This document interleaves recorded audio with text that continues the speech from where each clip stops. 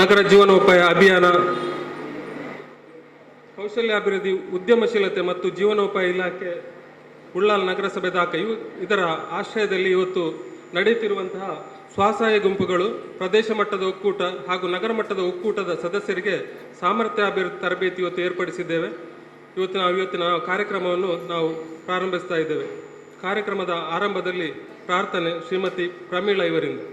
ಶಕ್ತಿ ಮನಸ್ಸಿಗೆ ಜ್ಯೋತಿ ನೀನಾಗು ಬಾ, ಬಾಳ ಈರುಳಿಗೆ ನಮ್ಮ ಜ್ಞಾನ ನೀನೀಗು ಬಾ, ಬಾಳ ಹಾದಿಗೆ ಗುರಿ ತೋರು ಬಾ, ನಮ್ಮ ಜ್ಞಾನ ನೀನೀಗು ಬಾ, ಬಾಳ ಹಾದಿಗೆ ಗುರಿ ತೋರು ಬಾ, ತಂದೆ ನೀ ನೀಡು ಬಾ ಶಕ್ತಿ ಮನಸ್ಸಿಗೆ. ನಮ್ಮ ಮನದಿಂದ ದೌರ್ಬಲ್ಯ ದೂಡು, ಸತ್ಯಪಥದಲ್ಲಿ ನಡೆವಂತೆ ಮಾಡು, ಕಷ್ಟ ನೂರಾರು ನೀ ಪಾರು ಮಾಡು, ನಿತ್ಯ ಸಂತೋಷ ನಮಗೆಂದು ನೀಡು, ದ್ವೇಷ ದೂರಾಗಲಿ ಸ್ನೇಹ ಹೊಳೆಯಾಗಲಿ, ಸ್ವಾರ್ಥ ಮನದಿಂದ ಎಂದೆಂದು ಕೊನೆಯಾಗಲಿ, ದ್ವೇಷ ದೂರಾಗಲಿ ಸ್ನೇಹ ಹೊಳೆಯಾಗಲಿ, ಸ್ವಾರ್ಥ ಮನದಿಂದ ಎಂದೆಂದು ಕೊನೆಯಾಗಲಿ, ತಂದೆ ನೀ ನೀಡು ಬಾ ಶಕ್ತಿ ಮನಸ್ಸಿಗೆ, ಜ್ಯೋತಿ ನೀನಾಗು ಬಾ, ಬಾಳ ಈರುಳಿಗೆ ನಮ್ಮ ಜ್ಞಾನ ನೀನೀಗು ಬಾ, ಬಾಳ ಹಾದಿಗೆ ಗುರಿ ತೋರು ಬಾ, ನಮ್ಮ ಜ್ಞಾನ ನೀನೀಗು ಬಾ, ಬಾಳ ಹಾದಿಗೆ ಗುರಿ ತೋರು ಬಾ, ತಂದೆ ನೀ ನೀಡು ಬಾ ಶಕ್ತಿ ಮನಸ್ಸಿಗೆ. ಅಭಿವೃದ್ಧಿ ಕೋಶದ ಜಿಲ್ಲಾ ಅಭಿಯಾನ ವ್ಯವಸ್ಥಾಪಕರಾದ ಶ್ರೀಮತಿ ಐರಿನ್ ರೆಬೆಲ್ಲೋ ಇವರನ್ನು ನಾನು ಇವತ್ತಿನ ಈ ಕಾರ್ಯಕ್ರಮಕ್ಕೆ ಆತ್ಮೀಯವಾಗಿ ಸ್ವಾಗತಿಸ್ತಾ ಇದ್ದೇನೆ. ಅವರಿಗೆ ಪ್ರಮೋದಿನಿ ಅವರು ಹೂ ನೀಡಿ ಅವರನ್ನು ಸ್ವಾಗತಿಸಬೇಕಾಗಿ ಕೇಳಿಕೊಳ್ತಾ ಇದ್ದೇನೆ. ನಂತರ ಪ್ರಾಧ್ಯಾಪಕರು ರೋಷನ್ ನಿಲಯ ಮಂಗಳೂರು ಕಿಶೋರ್ ಅತ್ತಾವರ ಅವರನ್ನು ಕೂಡ ನಾನು ಇವತ್ತಿನ ಈ ಕಾರ್ಯಕ್ರಮಕ್ಕೆ ಆತ್ಮೀಯವಾಗಿ ಸ್ವಾಗತಿಸ್ತಾ ಇದ್ದೇನೆ. ಶ್ರೀಮತಿ ಶಕೀಲಾ ಅವರಿಗೆ ಹೂ ನೀಡಿ ಸ್ವಾಗತಿಸಬೇಕಾಗಿ ಕೇಳಿಕೊಳ್ತಾ ಇದ್ದೇನೆ. ಅದೇ ರೀತಿ ನಮ್ಮ ಇವತ್ತಿನ ತರಬೇತಿ ಕಾರ್ಯಕ್ರಮದಲ್ಲಿ ಉಪಸ್ಥಿತರಿದ್ದಾರೆ ಸ್ವರ್ಣ ಸ್ವಸಹಾಯ ಗುಂಪುಗಳ ನಗರ ಮಟ್ಟದ ಒಕ್ಕೂಟದ ಅಧ್ಯಕ್ಷರು ಶ್ರೀಮತಿ ಭಾರತಿ ಎಚ್ ಅವರನ್ನು ಕೂಡ ಇವತ್ತಿನ ಈ ಕಾರ್ಯಕ್ರಮಕ್ಕೆ ಆತ್ಮೀಯವಾಗಿ ಸ್ವಾಗತಿಸ್ತಾ ಇದ್ದೇನೆ. ಅವರಿಗೆ ಜಯಂತಿ ಅವರು ಹೂ ನೀಡಿ ಸ್ವಾಗತಿಸಬೇಕಾಗಿ ಕೇಳಿಕೊಳ್ತಾ ಇದ್ದೇನೆ. ಅದೇ ರೀತಿ ಕಾರ್ಯಕ್ರಮದಲ್ಲಿ ಉಪಸ್ಥಿತರಿರುವ ಸ್ವರ್ಣ ಸ್ವಸಹಾಯ ಗುಂಪುಗಳ ನಗರ ಮಟ್ಟದ ಒಕ್ಕೂಟದ ಉಪಾಧ್ಯಕ್ಷರು ಶ್ರೀಮತಿ ಭಾರತಿ ರಮೇಶ್ ಅವರನ್ನು ಕೂಡ ಇವತ್ತಿನ ಕಾರ್ಯಕ್ರಮಕ್ಕೆ ಸ್ವಾಗತಿಸ್ತಾ ಇದ್ದೇನೆ. ಅವರಿಗೆ ಧರ್ಮಿಣಿ ಅವರು ಹೂ ನೀಡಿ ಸ್ವಾಗತಿಸಬೇಕಾಗಿ ಕೇಳಿಕೊಳ್ತಾ ಇದ್ದೇನೆ. ಅಲ್ಲಿ ನಮ್ಮ ಉಳ್ಳಾಲ ನಗರಸಭೆಯ ಸಮುದಾಯ ಸಂಘಟಕರು ಶ್ರೀಮತಿ ಪೂರ್ಣಕಲಾ ಉಪಸ್ಥಿತರಿದ್ದಾರೆ. ಅವರನ್ನು ಕೂಡ ನಾವು ಇವತ್ತಿನ ಕಾರ್ಯಕ್ರಮಕ್ಕೆ ಸ್ವಾಗತಿಸ್ತಾ ಇದ್ದೇನೆ. ಅವರಿಗೆ ಜಾನೆಟ್ ಅವರು ಹೂ ನೀಡಿ ಸ್ವಾಗತಿಸಬೇಕಾಗಿ ಕೇಳಿಕೊಳ್ತಾ ಇದ್ದೇನೆ. ಕಾರ್ಯಕ್ರಮಕ್ಕೆ ಇನ್ನೂರು ಮಾಹಿತಿದಾರರಾಗಿ ಬಂದಿದ್ದಾರೆ ಶ್ರೀ ವಿಶ್ವನಾಥ ರಾವ್, ಜಿಲ್ಲಾ ಅಭಿಯಾನ ವ್ಯವಸ್ಥಾಪಕರು ಡೇನಲ್ ದಕ್ಷಿಣ ಕನ್ನಡ, ಇವರನ್ನು ಕೂಡ ಈ ಕಾರ್ಯಕ್ರಮಕ್ಕೆ ಆತ್ಮೀಯವಾಗಿ ಸ್ವಾಗತಿಸ್ತಾ ಇದ್ದೇನೆ. ಹಾಗೂ ಇವತ್ತಿನ ಈ ಕಾರ್ಯಕ್ರಮಕ್ಕೆ ನಮ್ಮ ಸ್ವಸಹಾಯ ಗುಂಪಿನಲ್ಲಿರುವ ಎಲ್ಲ ಅಂಗನವಾಡಿ ಕಾರ್ಯಕರ್ತೆಯರು ಬಂದಿದ್ದಾರೆ. ಅವರನ್ನು ನಾನು ಮೊದಲಿಗೆ ಬಹಳ ಆತ್ಮೀಯತೆಯಿಂದ ಸ್ವಾಗತಿಸ್ತಾ ಇದ್ದೇನೆ. ಯಾಕಂತ ಹೇಳಿದರೆ ಇಲ್ಲಿ ಉಳ್ಳಾಲದಲ್ಲಿ ಸ್ವಸಹಾಯ ಗುಂಪುಗಳು ಇಷ್ಟು ಮಟ್ಟದಲ್ಲಿ ಬೆಳೀಬೇಕಿದ್ರೆ ಅವರ ಶ್ರಮ ತುಂಬ ಇದೆ. ಯಾಕಂತ ಹೇಳಿದರೆ ಎಲ್ಲ ಅಂಗನವಾಡಿಗಳಲ್ಲಿ 2, 3, 4 ಗುಂಪುಗಳನ್ನು ಅವರು ರಚಿಸಿ ಸ್ವತಃ ಅವರೇ ಅದನ್ನು ನಿರ್ವಹಣೆ ಮಾಡ್ತಾ ಇದ್ದಾರೆ. ನಮ್ಮ ಒಕ್ಕೂಟದ ಅಧ್ಯಕ್ಷರು ಅವರು ಸ್ವಂತ 8 ಗುಂಪುಗಳನ್ನು ಅವರೇ ರಚಿಸಿ ಅದನ್ನು ನಿರ್ವಹಣೆ ಮಾಡುವಂಥ ಜವಾಬ್ದಾರಿಯನ್ನು ಹೊತ್ತಿದ್ದಾರೆ. ಅದಕ್ಕಾಗಿ ನನಗೆ ಉಳ್ಳಾಲ ನಗರಸಭಾ ವ್ಯಾಪ್ತಿಯಲ್ಲಿರುವ ಎಲ್ಲ ಅಂಗನವಾಡಿಗಳಲ್ಲಿರುವಂಥ ಸ್ವಸಹಾಯ ಗುಂಪುಗಳು ಅತ್ಯಂತ ಯಶಸ್ವಿಯಾಗಿ ಒಳ್ಳೆ ರೀತಿಯಲ್ಲಿ ಅವು ಕಾರ್ಯನಿರ್ವಹಿಸ್ತಿದೆ ಅಂತ ಹೇಳಲಿಕ್ಕೆ ಸಂತೋಷ ಪಡ್ತಾ ಇದ್ದೇನೆ. ಅದಕ್ಕಾಗಿ ಇವತ್ತು ಅವರನ್ನು ಕೂಡ ನಾನು ತುಂಬ ಆತ್ಮೀಯವಾಗಿ ಇವತ್ತಿನ ಕಾರ್ಯಕ್ರಮಕ್ಕೆ ಸ್ವಾಗತಿಸ್ತಾ ಇದ್ದೇನೆ.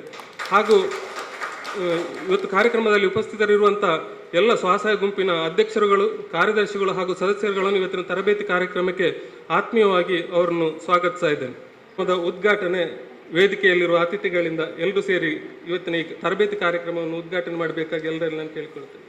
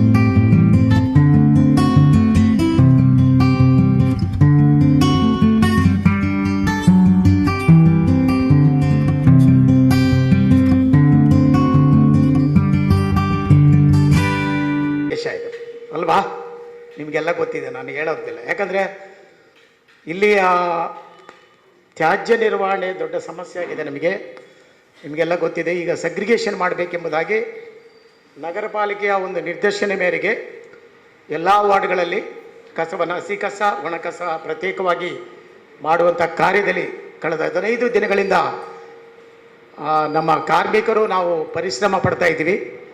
ಅದರೊಟ್ಟಿಗೆ ಜನರು ಸಹ ಕೆಲವು ಕಡೆ ಸಹಕಾರ ಕೊಡ್ತಾರೆ. ಹಾಗಾಗಿ ನನಗೆ ಬೆಳಗ್ಗೆ ಫೋನ್ ಮಾಡೋದು ನಾನು ಹೇಳಿದೆ, ಬ್ಯುಸಿ ಇದ್ದೆ. ಹಾಗಾಗಿ ನಾನು ಬರಲಿಕ್ಕೆ ಲೇಟ್ ಆಯಿತು. ಅದಕ್ಕಾಗಿ ನಾನು ಸಾರಿ ಕೇಳ್ತೇನೆ. ವಿಶೇಷವಾಗಿ ಈ ಸ್ವಸಹಾಯ ಗುಂಪುಗಳಿಗೆ ನಾನು ಮೂಡುಬಿದ್ರೆಯಲ್ಲಿ, ಕಾರ್ಕಳದಲ್ಲಿ ಅನೇಕ ಕಡೆ ಸ್ವಸಹಾಯ ಗುಂಪು ಅಂದರೆ ನನಗೆ ತುಂಬ ಅಭಿಮಾನ. ಯಾಕಂದರೆ ಮೂಡುಬಿದ್ರೆಯಲ್ಲಿ ಒಂದು ನಾವು ತ್ಯಾಜ್ಯ ನಿರ್ವಹಣೆಗೆ ಸ್ವಸಹಾಯ ಗುಂಪಿಗೆ ನಾವು ಕೊಟ್ಟಿದ್ವಿ, ಕಾರ್ಕಳದಲ್ಲಿ ಅಷ್ಟೇ. ಈ ತಮ್ಮ ಏನು ಸ್ವಸಹಾಯ ಗುಂಪುಗಳ ಒಕ್ಕೂಟಗಳಿಂದ ಇವತ್ತು ಆರ್ಥಿಕವಾಗಿ ಸ್ವಾವಲಂಬನೆಯನ್ನು ಪಡಿಬೇಕಾಗ್ತದೆ. ಸರ್ಕಾರದಿರುವ ಸಿಗುವಂಥ ಸಾಲ ಸೌಲಭ್ಯ, ಇದರ ಮೂಲಕ ತಮ್ಮ ಏನು ಕುಟುಂಬ ನಿರ್ವಹಣೆಗೆ ಬೇಕಾದಂಥ ಆರ್ಥಿಕ ಸ್ವಾವಲಂಬನೆಯನ್ನು ತಾವು ಪಡಿಬೇಕಾಗ್ತದೆ. ಇದರ ಮೂಲಕ ಸ್ವಸಹಾಯ ಗುಂಪುಗಳು ಒಂದು ಅಭಿವೃದ್ಧಿ ಹೊಂದಿ ಇವತ್ತು ನಗರ ಪ್ರದೇಶಗಳಲ್ಲಿರುವ ಸ್ವಸಹಾಯ ಗುಂಪುಗಳು ಆ ಗುಂಪು ಚಟುವಟಿಕೆಯಲ್ಲಿ ತಮ್ಮಂತೆ ತೊಡಗಿಸಿಕೊಂಡು ಆರ್ಥಿಕವಾಗಿ ಸಬಲರಾಗಬೇಕು. ಅಷ್ಟೇ ಅಲ್ಲದೆ ಸಹೋದ್ಯೋಗ, ಸಣ್ಣ ಸಣ್ಣ ಕೈಗಾರಿಕೆಗಳು ಮನೆಯಲ್ಲಿ ಮಾಡುವಂಥ ಇರ್ಬೋದು, ಬೇರೆ ಹಪ್ಪಳ ಇರ್ಬೋದು. ಇಲ್ಲಿ ಯಾವುದು ಮಾಡ್ತಾರೆ ನನಗೆ ಗೊತ್ತಿಲ್ಲ. ಉಳ್ಳಾಳದಲ್ಲಿ ಮೀನು ಬಿಟ್ಟರೆ ಬೇರೆ ಏನು ಮಾಡಲ್ಲ ಅಂತ ಅಲ್ವಾ?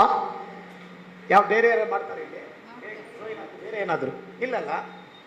ಅಲ್ಲ, ನಾನು ಮೊನ್ನೆ ಒಂದೆರಡಿಗೆ ಗುಂಪುಗಳಿಗೆ ಸುಮಾರು 10 ಲಕ್ಷ ರೂಪಾಯಿಗೆ ರೆಕಮೆಂಡ್ ಮಾಡಿ ಕಳಿಸಿದ್ದೀನಿ ಸಾಲಕ್ಕೆ. ನಾನು ಹೇಳಿದೆ ರೋಹಿನಾಥ್ ಹತ್ರ, ಅಂಥದ್ದೆಲ್ಲ ರೆಕಾರ್ಡ್ ಮಾಡಿ ನೀವು ಅವ್ರು ಎಲ್ಲೆಲ್ಲಿ ಕೆಲಸ ಮಾಡ್ತಾ ಇದ್ದಾರೆ ಅದನ್ನು ಸರಿಯಾದ ರೀತಿಯಲ್ಲಿ ಒಂದು ರೆಕಾರ್ಡ್ ಮಾಡಿ, ಸುಮ್ಮನೆ ಸಾಲ ಕೊಡೋದಲ್ಲ. ಅವರು ಅಭಿವೃದ್ಧಿ ಹೊಂದಿದ್ರೆ ನಮಗೂ ಸಹ ನಗರಸಭೆಗೆ ಒಂದು ಹೆಸರು ಬರ್ತದೆ. ಅಂಥದ್ದು ರೆಕಾರ್ಡ್ ಮಾಡಿ ಎಲ್ಲೆಲ್ಲಿ ಸ್ವಸಹಾಯ ಗುಂಪುಗಳು ಯಾವ ರೀತಿ ತಮ್ಮ ಕಾರ್ಯ ಚಟುವಟಿಕೆಯನ್ನು ನಿಭಾಯಿಸ್ತಾ ಇದ್ದಾರೆ ನಾನು ಕೇಳಿದ್ದೀನಿ. ಉಳ್ಳಾಳದಲ್ಲಿ ಒಳ್ಳೆ ರೀತಿಯಲ್ಲಿ ಮಾಡ್ತಿದ್ದಾರೆ ಎಂಬುದಾಗಿ ಈಗಾಗಲೇ ನಮ್ಮ ಮೇಡಮ್ ಅವರು ಹೇಳಿದರು. ಕಳೆದ ದಿನಗಳಲ್ಲಿ ಉಳ್ಳಾಳದಲ್ಲಿ ಒಂದು ಒಳ್ಳೆಯ ಸ್ವಸಹಾಯ ಗುಂಪು ಒಳ್ಳೆ ರೀತಿಯಲ್ಲಿ ನಡೀತದೆ. ಬ್ಯಾಂಕರ್ಸ್ಗೆ ನಾವು ಮೀಟಿಂಗ್ ಮಾಡಿದಾಗ ಆಗ ಹೇಳಿದರು. ಆದರೆ ಖಂಡಿತ ಒಳ್ಳೆಯದು. ಸ್ವಸಹಾಯ ಗುಂಪುಗಳು ತಮ್ಮ ಸಹಾಯತೆಯನ್ನು ಕಾಪಾಡಿಕೊಳ್ಬೇಕು.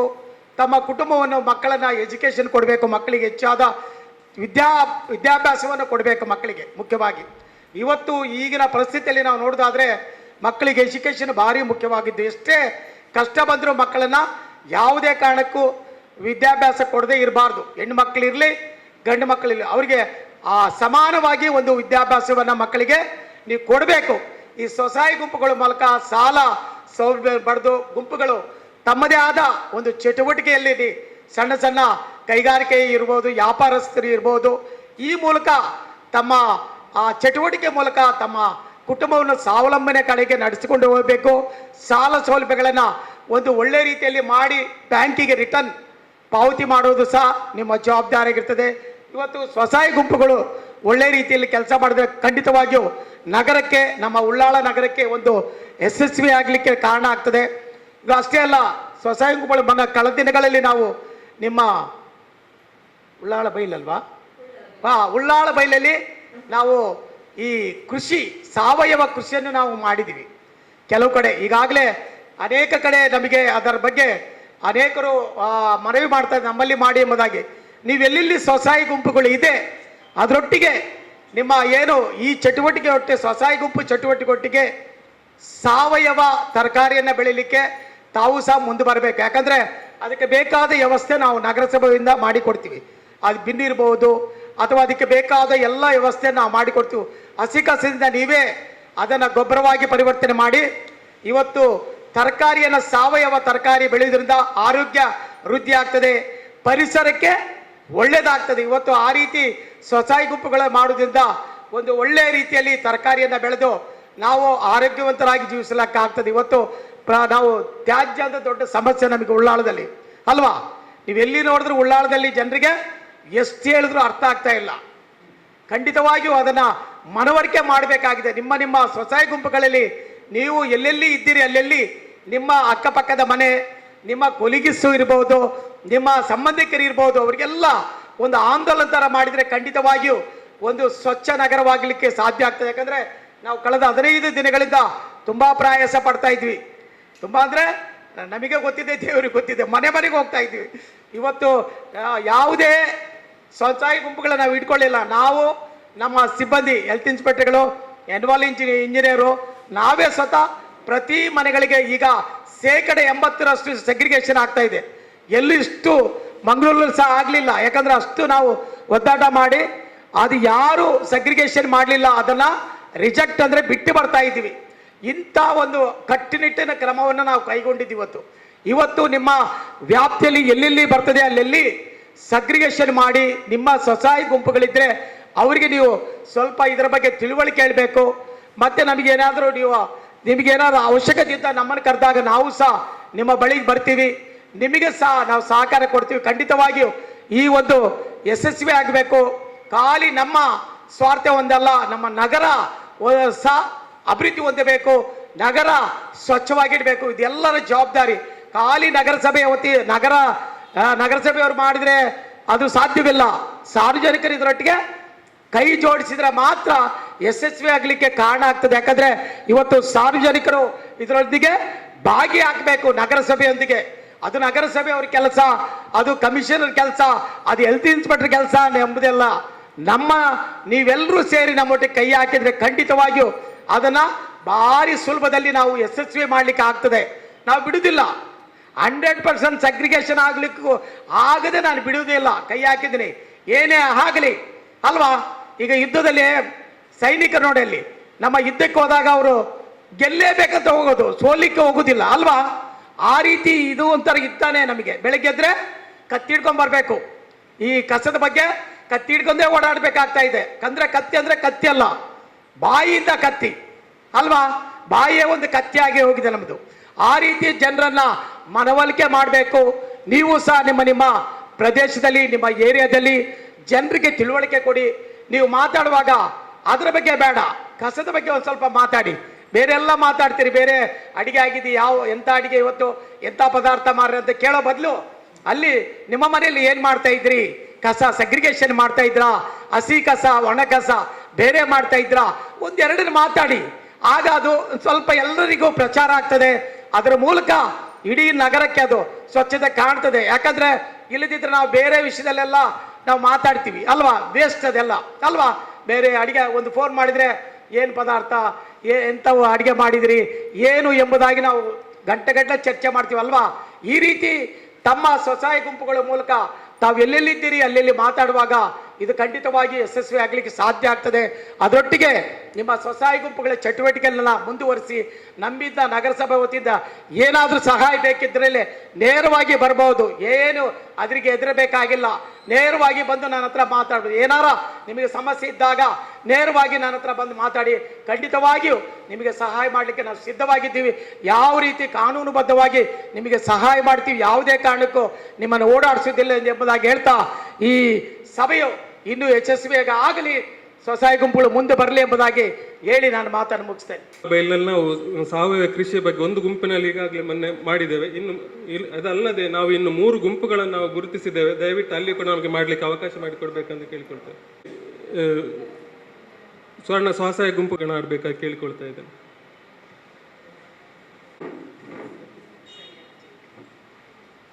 ಸ್ವಸಹಾಯ ಗುಂಪು ಪ್ರದೇಶ ಮಟ್ಟದ ಒಕ್ಕೂಟ, ನಗರ ಮಟ್ಟದ ಒಕ್ಕೂಟ ಹಮ್ಮಿಕೊಂಡಿದ್ದೇವೆ.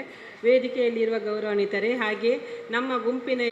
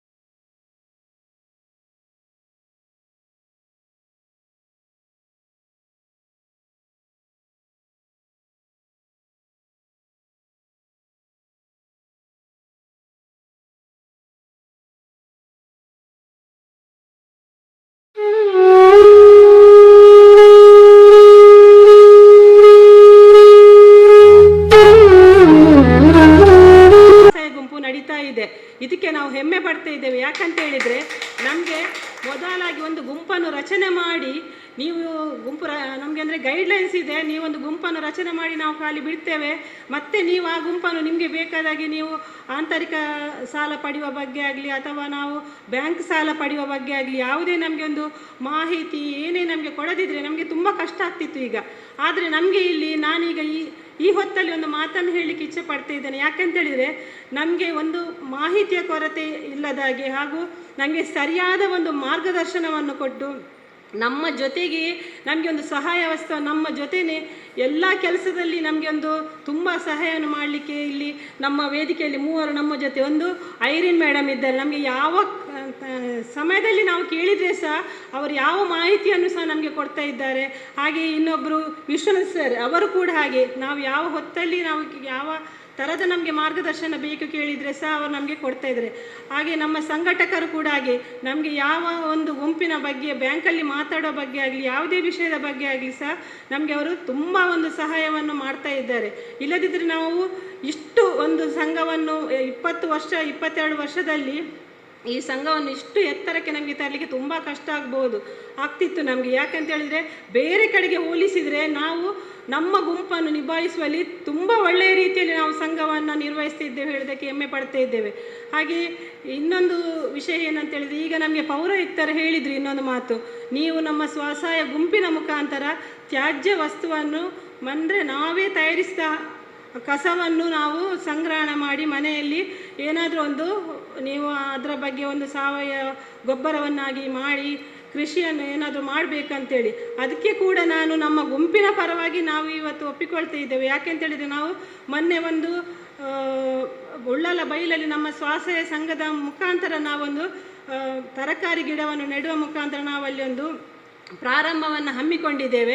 ಆದರೆ ಇನ್ನು ಮುಂದೆ ಕೂಡ ಸರ್ ನಿಮ್ಮ ಸಹಾಯ ನಿಮ್ಮ ಮಾರ್ಗದರ್ಶನ ನಮಗೆ ಇದ್ದರೆ, ನೀವು ನಮಗೆ ಹೆಲ್ಪ್ ಮಾಡುವುದಾದರೆ ನಾವು ಖಂಡಿತವಾಗಿ ನಮ್ಮ ಗುಂಪಿನ ಮುಖಾಂತರ ನಾವು ಒಂದು ಪೌಷ್ಟಿಕ ಕೈತೋಟವನ್ನು ನಾವು ಪ್ರತಿಯೊಬ್ಬರ ಮನೆಯಲ್ಲಿ ಕೂಡ ಮಾಡಲಿಕ್ಕೆ ನಾವು ತಯಾರಿದ್ದೇವೆ. ಈ ಹೊತ್ತಲ್ಲಿ ನಾವು ಹೇಳಲಿಕ್ಕೆ ಇಚ್ಛೆ ಪಡ್ತಾ ಇದ್ದೇವೆ ಸರ್. ನಮಗೆ ಅಂದರೆ ಅದಕ್ಕೆ ಬೇಕಾದಂಥ ತಯಾರಿ ಅಂದರೆ ಒಂದು ಬಿನ್ನು ಬೇಕು ನಮಗೆ ಕಸವನ್ನು ಹಾಕಲಿಕ್ಕೆ, ಒಂದು ಗಿಡ ನೆಡಲಿಕ್ಕೆ ಏನೆಲ್ಲ ಅವಶ್ಯಕತೆ ಇದೆ ಅದನ್ನೆಲ್ಲವನ್ನು ನೀವು ಒದಗಿಸಿಕೊಡುವುದಾದರೆ ಖಂಡಿತ ನಾವು ಗುಂಪಿನ ಮುಖಾಂತರ ಪ್ರತಿಯೊಂದು ಮನೆಯಲ್ಲಿಯೂ ಒಂದು ಗಿಡವನ್ನಾದರೂ ನೆಟ್ಟರೆ ನಾವು ನಮ್ಮ ಮನೆಯಲ್ಲಿ ನಮಗೆ ಬೇಕಾದ ಒಂದು ಪೌಷ್ಟಿಕದ ಆಹಾರ ಸಹ ನಮಗೆ ಸಿಗ್ತದೆ. ತರಕಾರಿ ಗಿಡ ನೆಟ್ಟರೆ ಅದರ ಜೊತೆಗೆ ನಾವೊಂದು ಗೊಬ್ಬರವನ್ನು ನಾವೇ ವಿಲೇವಾರಿ, ನಮ್ಮ ಮನೆಯ ತ್ಯಾಜ್ಯವನ್ನು ನಾವೇ ವಿಲೇವಾರಿ ಮಾಡಿದರೆ ನಮಗೆ ಅದರಿಂದ ತುಂಬ ಕಷ್ಟ ಆಗಲಿಕ್ಕೆ ಇಲ್ಲ ಅಂತ ನಾನು ಭಾವಿಸ್ತಾ ಇದ್ದೇನೆ.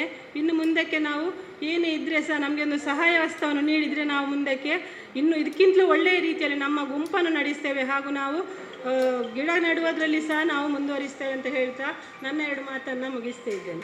ಇದೆ ಅಂತ ಸರ್ಕಾರ ಅಂದ್ಕೊಂಡು ಅದಕ್ಕೆ ಪ್ರತ್ಯೇಕವಾದ ಒಂದು ಮಂತ್ರಾಲಯವನ್ನೇ ಮಾಡಿದೆ. ಉಳ್ಳಾಳ ಒಂದು ನಗರ, ಉಳ್ಳಾಳದಲ್ಲಿ 11,000ಕ್ಕಿಂತ ಹೆಚ್ಚು ಮನೆಗಳಿದೆ. ಇದರಲ್ಲಿ ಸಾಕ್ಷರತಾ ಪ್ರಮಾಣ ನಮ್ಮ ಉಳ್ಳಾಳದ 2011ನೇ ಇಸವಿಯನ್ನು ಹೇಳಿದ್ರೆ 93%, ಮಹಿಳೆಯರ ಸಾಕ್ಷರತೆ 89%. ನಾನು ಹೇಳ್ತಿರೋದು 2011, ಇವಾಗ ಏನು ಬಂದು 2021 ಆಗ್ಲಿಕ್ಕೆ ಆಯಿತು.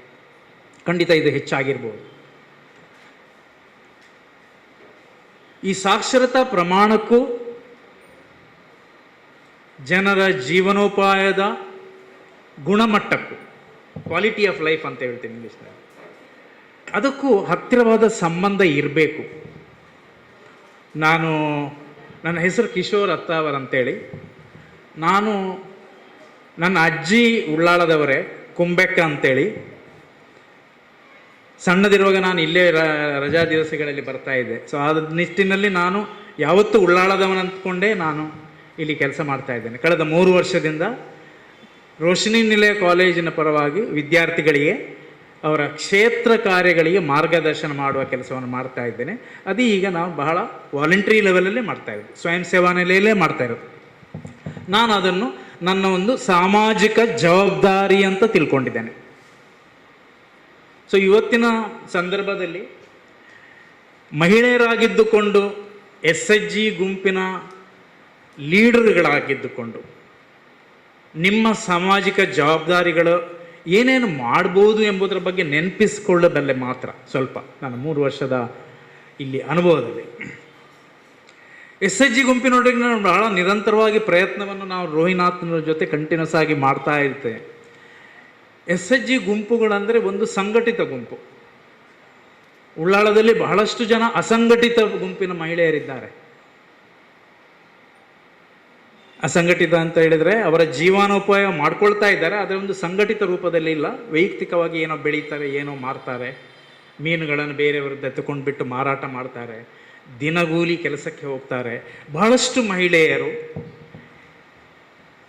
ಆಸ್ಪತ್ರೆಗಳಲ್ಲಿ ಮ್ಯಾನೇಜ್ ಮಾಡಲಿಕ್ಕೆ, ಕ್ಲೀನಿಂಗ್ ಕೆಲಸಕ್ಕೆ, ಹೌಸ್ ಕೀಪಿಂಗ್ ಅಂತ ಹೇಳ್ತಾರೆ ಅದಕ್ಕೆ, ಆ ಕೆಲಸಗಳನ್ನು ಮಾಡ್ತಾರೆ ಬಹಳಷ್ಟು ಜನ. ಬಹಳಷ್ಟು ಹೋಟೆಲ್ಗಳಲ್ಲಿ, ಹೋಟೆಲ್ ಮ್ಯಾನೇಜ್ಮೆಂಟ್ನಲ್ಲಿ ಕೂಡ ಹೌಸ್ ಕೀಪಿಂಗ್ ಕೆಲಸಗಳನ್ನು ಮಾಡ್ತಾರೆ. ಆದರೆ ಅದಕ್ಕೆಲ್ಲ ಅವರು ಉಳ್ಳಾಳ ಬಿಟ್ಟು ಹೊರಗೆ ಹೋಗಬೇಕು, ತಲಪಾಡಿ ಮಂಗಳೂರಿಗೆ ಹೋಗಬೇಕು, ಹತ್ತಿರದಲ್ಲಿ ಹೋಗಬೇಕಾಗತ್ತೆ ದಿವಸ ಆಗಲು. ಯಾವಾಗ ನಮ್ಮ ಕೋವಿಡ್ ಬಂತು ಫೆಬ್ರವರಿ ಮಾರ್ಚ್ನಿಂದ, ಬಹಳಷ್ಟು ಮಹಿಳೆಯರು, ಬಹಳಷ್ಟು ಈ ಉಳ್ಳಾಳ ನಗರಸಭೆ ವ್ಯಾಪ್ತಿಯಲ್ಲಿರುವ ಬಡತನ ಮಿಡಲ್ ಕ್ಲಾಸ್ ಮತ್ತು ಲೋವರ್ ಮಿಡಲ್ ಕ್ಲಾಸ್ನ ಮಂದಿಯವರಿಗೆ ಬಹಳಷ್ಟು ಜನ ತಮ್ಮ ಉದ್ಯೋಗವನ್ನು ಕಳ್ಕೊಂಡಿದ್ದಾರೆ. ಇದನ್ನು ನಾವು ಗಮನಿಸಿದ್ದೇವೆ. ಏನೆಲ್ಲ ಉದ್ಯೋಗ ಕಳ್ಕೊಂಡಿದ್ದಾರೆ, ಎಲ್ಲ ಮಂಗಳೂರಿಗೆ ಹೋಗಬೇಕಾಗಿತ್ತು, ಸೇಲ್ಸ್ ಗರ್ಲ್ಸ್ಗಳಾಗಿ ಕೆಲಸ ಮಾಡಲಿಕ್ಕೆ ಹೋಗಬೇಕಾಗಿತ್ತು, ಹೋಟೆಲಿಗೆ, ಹಾಸ್ಪಿಟಲಿಗೆ ಎಲ್ಲ ಹೋಗ್ತಿದ್ದವ್ರದ್ದು ಕೆಲಸವನ್ನು ಕಳ್ಕೊಂಡಿದ್ದಾರೆ. ಕೈಯಲ್ಲಿ ಹಣ ಓಡಾಡುವುದಿಲ್ಲ. ಇದು ಬರೀ ಉಳ್ಳಾಳಕ್ಕೆ ಮಾತ್ರ ಅಲ್ಲ, ಬಹಳಷ್ಟು ದೊಡ್ಡ ದೊಡ್ಡ ಪೇಟೆಗಳಲ್ಲಿ ಇದು ಸಮಸ್ಯೆ ಬಂದಿದೆ. ಅದಕ್ಕಿಂತ ಮೇಲ್ಪಟ್ಟವರು ಕೂಡ ಕೆಲಸಗಳನ್ನು ಕಳ್ಕೊಂಡಿರುವುದು ನಿಮಗೆ ಗೊತ್ತಿರ್ಬೋದು. ಇನ್ನೊಂದು ಪ್ರಮುಖವಾಗಿ ನಿಮಗೆ ಕಾಡುವಂತಹ ಒಂದು ಪರಿಸ್ಥಿತಿ ಏನಂತ ಹೇಳಿದ್ರೆ, ನಿಮ್ಮ ಮಕ್ಕಳು ಈಗ PUC ಡಿಗ್ರಿ ಎಲ್ಲ ಆದಮೇಲೆ ಅವ್ರು ಏನು ಕೆಲಸ ಮಾಡೋದು ಅಂತ ಒಂದು ಕಾಳಜಿ ಇದೆ ಹೆಚ್ಚಿನ ಮಧ್ಯಮ ವರ್ಗದ ಕುಟುಂಬದವರಿಗೆ. ಇದು ಹೆಚ್ಚು ಆಘಾತ ಮಾಡುತ್ತೆ, ಆಯಿತಾ. ಈ ವಸ್ತುಸ್ಥಿತಿಯ ಹಿನ್ನೆಲೆಯಲ್ಲಿ ನೀವು ಸುಮ್ಮನೆ ಕೂತ್ಕೊಳ್ಳಿಕ್ಕಾಗುತ್ತಾ? ನಾವೆಲ್ಲ ಆಗ್ತದಾ? ಏನಾದರೂ ಒಂದು ಮಾಡಬೇಕಲ್ಲ. ಏನು ಮಾಡ್ತಾ ಇದ್ದಾರೆ ನಿಮ್ಮ ಅಕ್ಕಪಕ್ಕದಲ್ಲಿ ಎಲ್ಲರೂ? ಬೀಡಿ ಕೆಲಸ ಇಲ್ಲ ಈಗ, ಯಾರು ಕೆಲಸಕ್ಕೆ ಇದ್ದರೂ ಕೂಡ ದೊಡ್ಡ ದೊಡ್ಡ ಕಂಪನಿಗಳಲ್ಲಿ 30% ಕಟ್ ಡೌನ್ ಮಾಡಿ ಉಳಿದವರನ್ನೆಲ್ಲ ವಾರಕ್ಕೆ 3 ದಿವಸ ಬೀಡಿ ಅಂತ ಗೊತ್ತಲ್ಲ ನಿಮಗೆ. ಅದೇ ರೀತಿ ವಾರಕ್ಕೆ 3 ದಿವಸ ನೀವು ಬನ್ನಿ, ಉಳಿದ ದಿವಸ ನೀವು ಬನ್ನಿ ಅಂತ ಪರಿಸ್ಥಿತಿ. ಇದು ವಾಸ್ತುಸ್ಥಿತಿ ಈ ಕರೋನಾ ಹಿನ್ನೆಲೆಯಿಂದ ಬಂದಿರುವಂಥದ್ದು. ಈ ಹಿನ್ನೆಲೆಯಲ್ಲಿ ಈಗಾಗಲೇ ಆಯುಕ್ತರು ಇದನ್ನು ನಿಮಗೆ ನೆನಪು ಮಾಡಿಕೊಟ್ಟಿದ್ದಾರೆ. ನಾವು ಕಂಡುಕೊಂಡದ್ದು ಕೆಲಸ ಮಾಡ್ತಾ ಮಾಡ್ತಾ ಇಲ್ಲಿ ಉಳ್ಳಾಳದಲ್ಲಿ ಮೂಲತಃ ತ್ಯಾಜ್ಯ ನಿರ್ವಹಣೆಗೆ ಸಂಬಂಧಪಟ್ಟ ಹಾಗೆ ಯಾವ ರೀತಿ ಜನರು ಈ ಸಮಸ್ಯೆಯನ್ನು ಪರಿಹಾರ ಮಾಡಲಿಕ್ಕೆ ಕೈ ಜೋಡಿಸ್ತಾರೆ, ಅದು ಬಹಳ ಮುಖ್ಯವಾದ ಒಂದು ಅಂಶ. ಯಾಕಂತೇಳಿದರೆ ಎಲ್ಲ ನಗರಸಭೆಯಲ್ಲಿ ಕೂಡ ಸ್ವಚ್ಛ ಭಾರತನ ಹೆಸರಿನಲ್ಲಿ ವಾಹನಗಳು, ಕಂಪ್ರೆಸರ್ಗಳು, ಪೌರ ಕಾರ್ಮಿಕಗಳು ಅವ್ರನ್ನೆಲ್ಲ ಅಪಾಯಿಂಟ್ ಮಾಡ್ಕೊಂಡಿದ್ದಾರೆ. ಒಂದು ದಯಮಾಡಿ ನಾವು ನೆನಪಿಟ್ಕೊಳ್ಬೇಕು ಏನಂತೇಳಿದರೆ, ಎಷ್ಟು ನೀವು ವಾಹನವನ್ನು ಹಾಕಿ, ಎಷ್ಟು ಜನರನ್ನು ಹಾಕಿ, ಈ ತ್ಯಾಜ್ಯದ ಸಮಸ್ಯೆ ಅಷ್ಟು ಬೇಗ ಮುಕ್ತಾಯವಾಗುವುದಿಲ್ಲ. ಎಲ್ಲಿವರೆಗೆ ಸ್ಥಳೀಯ ಸಮುದಾಯದವರು, ಸ್ಥಳೀಯ ಗುಂಪಿನವರು, ಸ್ಥಳೀಯ ಸಮುದಾಯ ಆಧಾರಿತ ಗುಂಪಿನವರು ಇದಕ್ಕೆ ಕೈ ಜೋಡಿಸುವುದಿಲ್ವೋ ಅಲ್ಲಿವರೆಗೆ ಆಗುವುದಿಲ್ಲ. ಆ ಹಿನ್ನೆಲೆಯಲ್ಲಿ ನಾವು ಯಾವತ್ತೂ ರೋಹಿನಾಥ್ ಅವರಿಗೆ ರಿಕ್ವೆಸ್ಟ್ ಮಾಡ್ಕೊಳ್ತಾ ಇದ್ದೆ, ವಾಣಿಯಾಳುವ ಮೇಡಮ್ ಇದ್ದಾಗಲೂ ಕೂಡ ಹೇಳ್ತಾ ಇದ್ದೇವೆ, ಸ್ವಸಹಾಯ ಸಂಘದವರು ದಯಮಾಡಿ ಇದಕ್ಕೆ ಕೈ ಜೋಡಿಸಬೇಕು ಅಂತ. ಸ್ವಸಹಾಯ ಸಂಘದ ಸುಮ್ಮನೆ ಯಾಕೆ ಕೈ ಜೋಡಿಸ್ತಾರೆ? ಅವರದ ಜೀವನ ಉಪಾಯ ಒಂದು ಮಾರ್ಗ ಸಿಗಬೇಕಲ್ಲ, ಅದರಲ್ಲಿ ಉತ್ಪತ್ತಿ ಬರಬೇಕಲ್ಲ ಅದರಲ್ಲಿ. ಸೊ ನನಗೆ ಇದರಲ್ಲಿ ಒಂದು ಹೊಸದಾಗಿ ಕಂಡುಕೊಂಡದ್ದು ಏನನ್ನು ನಿಮ್ಮ ಜೊತೆ ಹಂಚ್ಕೊಳ್ಳಿಕ್ಕೆ ಇಷ್ಟಪಡ್ತೇನೆ. ಅದೇನಂತ ಹೇಳಿದ್ರೆ,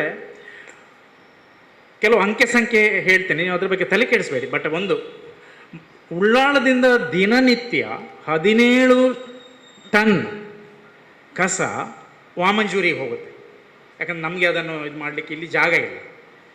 ಅದರಲ್ಲಿ ಒಂದು 12 ಟನ್ನಷ್ಟು ಹಸಿ ಕಸ ಇದೆ. ಹಸಿ ಕಸ ಅಂದರೆ ಏನು ನೆನ್ಪು ಮಾಡ್ಕೊಳ್ಳಿ. ನಿಮ್ಮ ಅಡಿಗೆ ಮನೆಯಲ್ಲಿ ದಿವಸಾಗಲೂ ತರಕಾರಿ ಮಾಡುವಾಗ ಏನೆಲ್ಲ ಕಟ್ ಮಾಡಿ ಸೈಡಿಗೆ ಹಾಕ್ತೀರಿ, ಉಳಿದ ಅನ್ನ ಪದಾರ್ಥ ಅದನ್ನೆಲ್ಲ ಏನು ಸೈಡಿಗೆ ಹಾಕ್ಕೊಳ್ತೀರಿ, ಯಾವುದು ನಿಮ್ಮ ಕಾಂಪೌಂಡ್ ವಾಲ್ನೊಳಗೆ ಗಿಡಗಳೆಲ್ಲ ಎಲೆಗಳೆಲ್ಲ ಬಿದ್ದಿರ್ತೀರಿ ಅದನ್ನೆಲ್ಲ ಗುಂಪು ಮಾಡಿ ಒಂದು ಬೆಂಕಿ ಕೊಡ್ತೀರಿ. ಇಲ್ಲದಿದ್ದರೆ ಎಲ್ಲಾದ್ರೂ ಕಡೆ ಸೇರಿಸ್ಕೊಂಡು ಬಿಡ್ತೀರಿ ಅಲ್ವಾ. ಇದೆಲ್ಲವೂ ಕೂಡ ಹಸಿ ಕಸ ಅಂತ ಹೇಳಿದ್ರೆ ಯಾವುದು ಬಯೋಡಿಗ್ರೇಡೇಬಲ್ ಅಂದರೆ ಇದು ಏನು ಎಂಥ ಪ್ರಕ್ರಿಯೆ ಅಂತ ಹೇಳ್ತಾರೆ, ವಿಘಟನಾ ಪ್ರಕ್ರಿಯೆ ಅಂತೇಳಿ. ಅಂದರೆ ಅದನ್ನು ಹಾಕಿದರೆ ಅದು ಕೊಳೆತು ಹೋಗಿ ಭೂಮಿಯ ಜೊತೆ ಸೇರಿಕೊಳ್ತದೆ. ಅರ್ಥ ಆಯ್ತಾ? ಯಾವುದೇ ನೀವು ನ್ಯೂಸ್ ಪೇಪರನ್ನು ತಗೊಳ್ಳಿ, ಕಾರ್ಡ್ಬೋರ್ಡ್ಗಳನ್ನು ತಗೊಳ್ಳಿ, ತರಕಾರಿಗಳನ್ನು ತಗೊಂಡು ಭೂಮಿಯಲ್ಲಿ ಹಾಕಿ ಸ್ವಲ್ಪ ದಿವಸ ಆದಮೇಲೆ ಅದು ಭೂಮಿಯೊಡನೆ ಸೇರಿಕೊಳ್ತದೆ. ಯಾವುದು ಅಷ್ಟು ಬೇಗ ಸೇರಿಕೊಳ್ಳುವುದಿಲ್ವೋ ಅದಕ್ಕೆ ನಾವು ನಾನ್ ಬಯೋಡಿಗ್ರೇಡೇಬಲ್ ಅಂತ ಹೇಳೋದು. ಅಂದರೆ ಅದು ವರ್ಷಗಟ್ಟಲೆ ತಗೊಳುತ್ತೆ. ಪ್ಲಾಸ್ಟಿಕ್ಕು ಅದೆಲ್ಲ ಅಷ್ಟು ಬೇಗ ಮಣ್ಣಿನೊಳಗೆ ಸೇರುವುದಿಲ್ಲ. ಆದುದರಿಂದ ನಾವೇನು ಹೇಳ್ತಾ ಇದ್ದೇವೆ ಅಂತ ಹೇಳಿದ್ರೆ, ಈ ಹಸಿ ಕಸ ಮತ್ತು ಒಣ ಕಸವನ್ನು ಬೇರ್ಪಡಿಸಬೇಕಂತ ಈಗ ಎಲ್ಲ ಗಲಾಟೆಗಳು ಎಲ್ಲ ನಗರಸಭೆಯಲ್ಲಿ ನಡೀತಿರೋದು ಅದನ್ನೇ. ಅದನ್ನು ಬೇರ್ಪಡಿಸಿದರೆ ಮಾತ್ರ ಅದನ್ನು ಉತ್ತಮವಾಗಿ ಬಳಸಿಕೊಳ್ಳಲಿಕ್ಕೆ ಸಾಧ್ಯ ಇದೆ. ನಾನೊಂದು ಗುಟ್ಟು ಹೇಳುವುದೇ ನಿಮಗೆ, ಇದು ಏನು ಅಂತ. ನೀವು ಕಸ ಅಂತೇಳಿ ವಾಸನೆ ಅಂಥದ್ದನ್ನು ಗಮನವನ್ನು ಬಿಟ್ಟುಬಿಡಿ. ಬರೀ ನಿಮ್ಮ ಮನೆಯ ಒಳಗೆ, ನಿಮ್ಮ ಅಡಿಗೆ ಮನೆಯಲ್ಲಿ ದಿನನಿತ್ಯ ಅಡಿಗೆ ಮಾಡುವಾಗ ನೀವೇನೆಲ್ಲ ಕೊಳೆಯುವಂಥದ್ದು ಸ್ವಲ್ಪ ಗಂಟೆ ಬಿಟ್ಟರೆ ಅದು ಕೊಳ್ತೋಗುತ್ತೆ, ಅದೆಲ್ಲವೂ ಕೂಡ ಹಸಿ ಕಸ. ಅದನ್ನು ಚೆನ್ನಾಗಿ ನಿಭಾಯಿಸಿದರೆ ಅದನ್ನು ಸಂಪನ್ಮೂಲವಾಗಿ ಮಾಡಲಿಕ್ಕೆ ಸಾಧ್ಯ ಆಗುತ್ತೆ. ಆಯಿತಾ? ಸೊ ಅದರಿಂದ ಉಳ್ಳಾಳದಿಂದ ಹೋಗುವಂಥ ಎಲ್ಲ ಹಸಿ ಕಸವನ್ನು ಅವರವರ ಮನೆಯಲ್ಲಿ ಇಟ್ಕೊಳ್ಬೇಕಾಗುತ್ತೆ. ಎಷ್ಟು ದಿವಸ ಇಟ್ಕೊಳ್ಳೋದು? ಅದಕ್ಕೋಸ್ಕರ ಒಂದು ಸಣ್ಣ ಒಂದು ಉಪಾಯ ನಾವು ಮಾಡಿಕೊಳ್ಳಿ. ನಾವು ಕೇರಳ ಎಲ್ಲ ಹೋಗಿ ವಿಸಿಟ್ ಮಾಡಿ ಬಂದ ಮೇಲೆ ಅಲ್ಲಿ ಗೊತ್ತಾಯಿತು, ಅಲ್ಲಿ ಕೇರಳದಲ್ಲಿದ್ದವರು ಮಟ್ಟನೂರು ಮುನ್ಸಿಪಾಲಿಟಿ ಅಂತ, ಯಾರು ಕೂಡ ಅವರ ಹಸಿ ಕಸವನ್ನು ನಗರಸಭೆಗೆ ಕೊಡೋದಿಲ್ಲ. ಮತ್ತೇನು ಮಾಡ್ತಾರೆ? ತಿಂತಾರಾ? ಏನು ಮಾಡ್ತಾರೆ? ಅವರು ಒಂದು ಕಾಂಕ್ರೀಟ್ ಬಿನ್, 1.5 ಫೀಟ್ ರೇಡಿಯಸ್ ಇರುವಂಥ ಕಾಂಕ್ರೀಟ್ ಬಿನ್ನಿನಲ್ಲಿ ಅದಕ್ಕೆ ಮುಚ್ಚಳ ಇಟ್ಕೊಂಡ್ಬಿಟ್ಟು ಅವರ ಡೈಲಿ ಕಿಚನ್ನಿಂದ ಹೋಗುವಂಥದ್ದು ನಗರಸಭೆಗೆ ಕೊಡುವ ಬದಲು ನೇರವಾಗಿ ಅವರ ಮನೆ ಹಿತ್ತಲಿನಲ್ಲಿ, ಯಾವುದು ಬಾಳೆ ತೋಟದ ಸೈಡ್ನಲ್ಲಿ ಎಲ್ಲ ಒಂದು ಕಡೆ ಸಣ್ಣ ಜಾಗದಲ್ಲಿ ಹಾಕಿಬಿಟ್ಟಿದ್ದಾರೆ. ಅದಕ್ಕೆ ಹಾಕಿ ಮುಚ್ಚಿಬಿಡ್ತಾರೆ. ಅದು ಹಾಕ್ತಾ ಅದು ತುಂಬಲಿಕ್ಕೆ ಅದೊಂದು 100 kg ದೊಡ್ಡದಿದೆ. ತುಂಬಲಿಕ್ಕೆ ಸಾಧಾರಣ 2 ತಿಂಗಳು ಹೆಚ್ಚಬೇಕು. 2 ತಿಂಗಳು. ಅದು ಅದರ ಒಳಗೆ ನೀವು ಮುಚ್ಚಿದಾಗ ಅದು ಏನಾಗುತ್ತೆ, ಅದು ವಿಘಟನೆಗೊಂಡು ಅದು ಸಣ್ಣ ಸಣ್ಣ ಹುಳಗಳು ಬರ್ತವೆ, ಬಿಳಿ ಹುಳಗಳು. ಕೋಳಿ ನೋಡಿದರೆ ಭಾಳ ಖುಷಿ, ಅದನ್ನು ಹಿಡಿದು ತಿಂದುಬಿಡ್ತದೆ. ಆ ಹುಳಗಳು ಈ ನೀವು ಹಾಕಿದ ತರಕಾರಿ ಪದಾರ್ಥವನ್ನು ತಿಂದು ಅದು ಏನು ಸಗಣಿ ಅಂತ ಹಾಕ್ತವಲ್ಲ ಅದೇ ಗೊಬ್ಬರ. ಅರ್ಥ ಆಯ್ತಾ ನಿಮಗೆ? ಈ ಹುಳಗಳು ಆ ತರಕಾರಿಗಳನ್ನು ತಿಂದು ಏನು ಅದು ಗೊಬ್ಬರವಾಗಿ ಆಗುತ್ತಲ್ಲ, ಅದು 100% ಸಾವಯವ ಗೊಬ್ಬರ ಆಗುತ್ತೆ. ಅದು ತುಂಬಿದ ತಕ್ಷಣ ಇನ್ನೊಂದಕ್ಕೆ ಗೊಬ್ಬರ, ಇನ್ನೊಂದು ಬಿನ್ ಇದೆ ಅದಕ್ಕೆ ಹಾಕ್ಕೊಳ್ತಾರೆ. ಎರಡನೇದು ತುಂಬಿದ ತಕ್ಷಣ ಮೊದಲನೇದು ಕಂಪ್ಲೀಟ್ ಗೊಬ್ಬರ ಆಗಿರ್ತದೆ. ಈ ಗೊಬ್ಬರವನ್ನು ಅವರ ಮನೆಗೆ ಹಾಕ್ಕೊಳ್ತಾರೆ. ಅಲ್ಲವಾ ಇಲ್ಲದಿದ್ದರೆ 1 ಕಿಲೋಗೆ 10 ರೂಪಾಯಿ ಥರ ಮುನ್ಸಿಪಾಲ್ಟಿಯವರು ತಗೊಳ್ತಾರೆ. 1 ಕಿಲೋಗೆ 10 ರೂಪಾಯಿ. ಇದು ಮನೆಯಲ್ಲಿದ್ದ ಇದರಿಂದಲೇ ಮಾಡುವಂಥದ್ದು. ನೀವಾದರೂ ಬಳಸ್ಕೋಬೋದು, ಸರ್ಕಾರಕ್ಕೂ ಕೊಡ್ಬೋದು ಅಂತ ಹೇಳುವಂಥದ್ದು. ಇದನ್ನು ನಾವು ನೋಡಿ ಬಂದು ಇಲ್ಲೆಲ್ಲ ಭಾಳ ಪ್ರಯತ್ನ ಪಟ್ಟೆವು. ವಾಣಿ ಆಳುವ ನಾವೆಲ್ಲ ಭಾಳ ಪ್ರಯತ್ನ ಪಟ್ಟಿದ್ದೇವೆ. ಆದರೆ ಜನರಿಗೆ ಒಂದು ನಾವು ಕಲ್ತ್ಕೊಂಡದ್ದೇನಂತ ಹೇಳಿದ್ರೆ, ನಮ್ಮ ಕಸ ಇರುವುದು ಹೊರಗಲ್ಲ, ನಮ್ಮ ಕಸ ಇರುವುದು ನಮ್ಮ ತಲೆಯೊಳಗೆ. ಏನು ಇದು ಅಸಹ್ಯ, ನಮ್ಮ ಮನೆಯಲ್ಲಿ ಕಸ ಆ ದಿವಸ ಇದ್ದದ್ದು ಹೊರಗೆ ಬಿಸಾಡಲೇಬೇಕು, ಯಾರಾದರೂ ಕೊಂಡೋಗಲಿ, ಹೇಗಾದರೂ ಕೊಂಡೋಗಲಿ. ಸೊ ಅದಕ್ಕೆ ಪ್ಲಾಸ್ಟಿಕ್ನೊಳಗೆ ಕಟ್ಟಿಕೊಟ್ಟು. ಯಾವಾಗ ಪ್ಲಾಸ್ಟಿಕ್ನೊಳಗೆ ಕಟ್ಟಿಕೊಡ್ಲಿಕ್ಕೆ ಶುರು ಮಾಡಿದ್ದೇವೆ, ಇಲ್ಲೆಲ್ಲ ಎಲ್ಲ ಕಡೆನೂ ಪಚ್ಚನಾಡಿ ಅಂತ ಸಮಸ್ಯೆಗಳು ಶುರುವಾದ. ಕಸದ ಜೊತೆ ಪ್ಲಾಸ್ಟಿಕ್ ಮಿಕ್ಸ್ ಆಗಿ ಅದು ಮಳೆ ಜೋರು ಬಂದಾಗ ಇಳಿದುಬಿಟ್ಟು 28 ಕುಟುಂಬಗಳು, ಅವರ ತೋಟ ಮನೆಗಳು ಎಲ್ಲ ಅದರೊಳಗೆ ಮುಳುಗಿ ಹೋಗ್ಬಿಟ್ಟು. ಇದೊಂದು ಪ್ರಕೃತಿ ವಿಕೋಪ ಅಲ್ಲ, ಮನುಷ್ಯ ಮಾಡಿದ ವಿಕೋಪ. ಸೊ ನಾವು ಈಗ ವಾಪಸ್ ಯಾಕೆ ಬರೋದು ಅಂತ ಹೇಳಿದ್ರೆ, ಇದನ್ನೊಂದು ಇಕನಾಮಿಕ್ ಆಕ್ಟಿವಿಟಿಯಾಗಿ ಮಾಡ್ಬೋದು, ಜೀವನೋಪಾಯಕ್ಕೆ. ಅದು ಭಾಳ ಮುಖ್ಯ. ಸೊ ಈ ಏಪ್ರಿಲ್ ನವೆಂಬರ್ ಆಗುವಾಗ ನಾವು ಮೊದಲು ಡೆಮಾನ್ಸ್ಟ್ರೇಷನ್ ಮಾಡಿದ್ದು ನಗರಸಭೆಯ ಮುಂದೆ. ಆಯುಕ್ತರಿಗೆ ನಾವು ಹೇಳಿದೆವು, ನಾವು ಈ ಭಾಷಣ ಮಾಡುವುದರಿಂದ ಯಾರಿಗೂ ಮನವರಿಕೆ ಮಾಡಲಿಕ್ಕೆ ಆಗುವುದಿಲ್ಲ, ಜನಪ್ರತಿನಿಧಿಗಳಿಗೂ ಮಾಡಲಿಕ್ಕೆ ಆಗೋದಿಲ್ಲ, SHG ಅವರಿಗೂ ಮಾಡಲಿಕ್ಕೆ ಆಗೋದಿಲ್ಲ. ಆದರೆ ನಾವು ಡೆಮಾನ್ಸ್ಟ್ರೇಷನ್ ಮಾಡಬೇಕು. ಅದಕ್ಕೆ ಇಲ್ಲೇ ಕೇರಳ ಕಣ್ಣೂರಿನಿಂದ ಅಷ್ಟು ಬಿನ್ಗಳನ್ನು ತರಿಸಿದ್ದೇವೆ. ತರಿಸಿಬಿಟ್ಟು ಮಾರ್ಕೆಟ್ನ ಗೊಬ್ಬರ, ಒಳಪೇಟೆ ಗೊಬ್ಬರ, ಇಲ್ಲಿರುವ ಎಲ್ಲ ಹಸಿ ಗೊಬ್ಬರ ಎಲ್ಲವನ್ನು ಬಿನ್ನಿಗೆ ಹಾಕಿ 45 ದಿವಸದಲ್ಲಿ ಗೊಬ್ಬರ ಮಾಡಿ, ಆ ಗೊಬ್ಬರ ಮಾಡಿದ್ರ ಆಧಾರದ ಮೇಲೆ ನಾವಿಲ್ಲಿ ತರಕಾರಿಯನ್ನು ನೆಟ್ಟು, ತರಕಾರಿ ಬಂದದ್ದನ್ನು ನಗರಸಭೆ ಕಾರ್ಯಕರ್ತರಿಗೆಲ್ಲರಿಗೂ ಕೂಡ ಹಂಚಿದ್ದಾರೆ. ಡೆಮಾನ್ಸ್ಟ್ರೇಷನ್ ಮಾಡಲಿಕ್ಕೆ ಫಸ್ಟ್ ನಮಗೆ ನಗರಸಭೆಯವರಿಗೆ ನಂಬಿಕೆ ಬರಬೇಕು. ನಾವಿವಾಗ ಹೇಳುವುದೇನಂತ ಹೇಳಿದ್ರೆ ಇದರಿಂದ ಜೀವನೋಪಯೋಗ ಹೇಗಾಯಿತು, ನಗರಸಭೆಯವರು ಮಾಡಿದ್ರಪ್ಪ, ನಮ್ಗೆ ಹೇಗೆ ಅಂತ.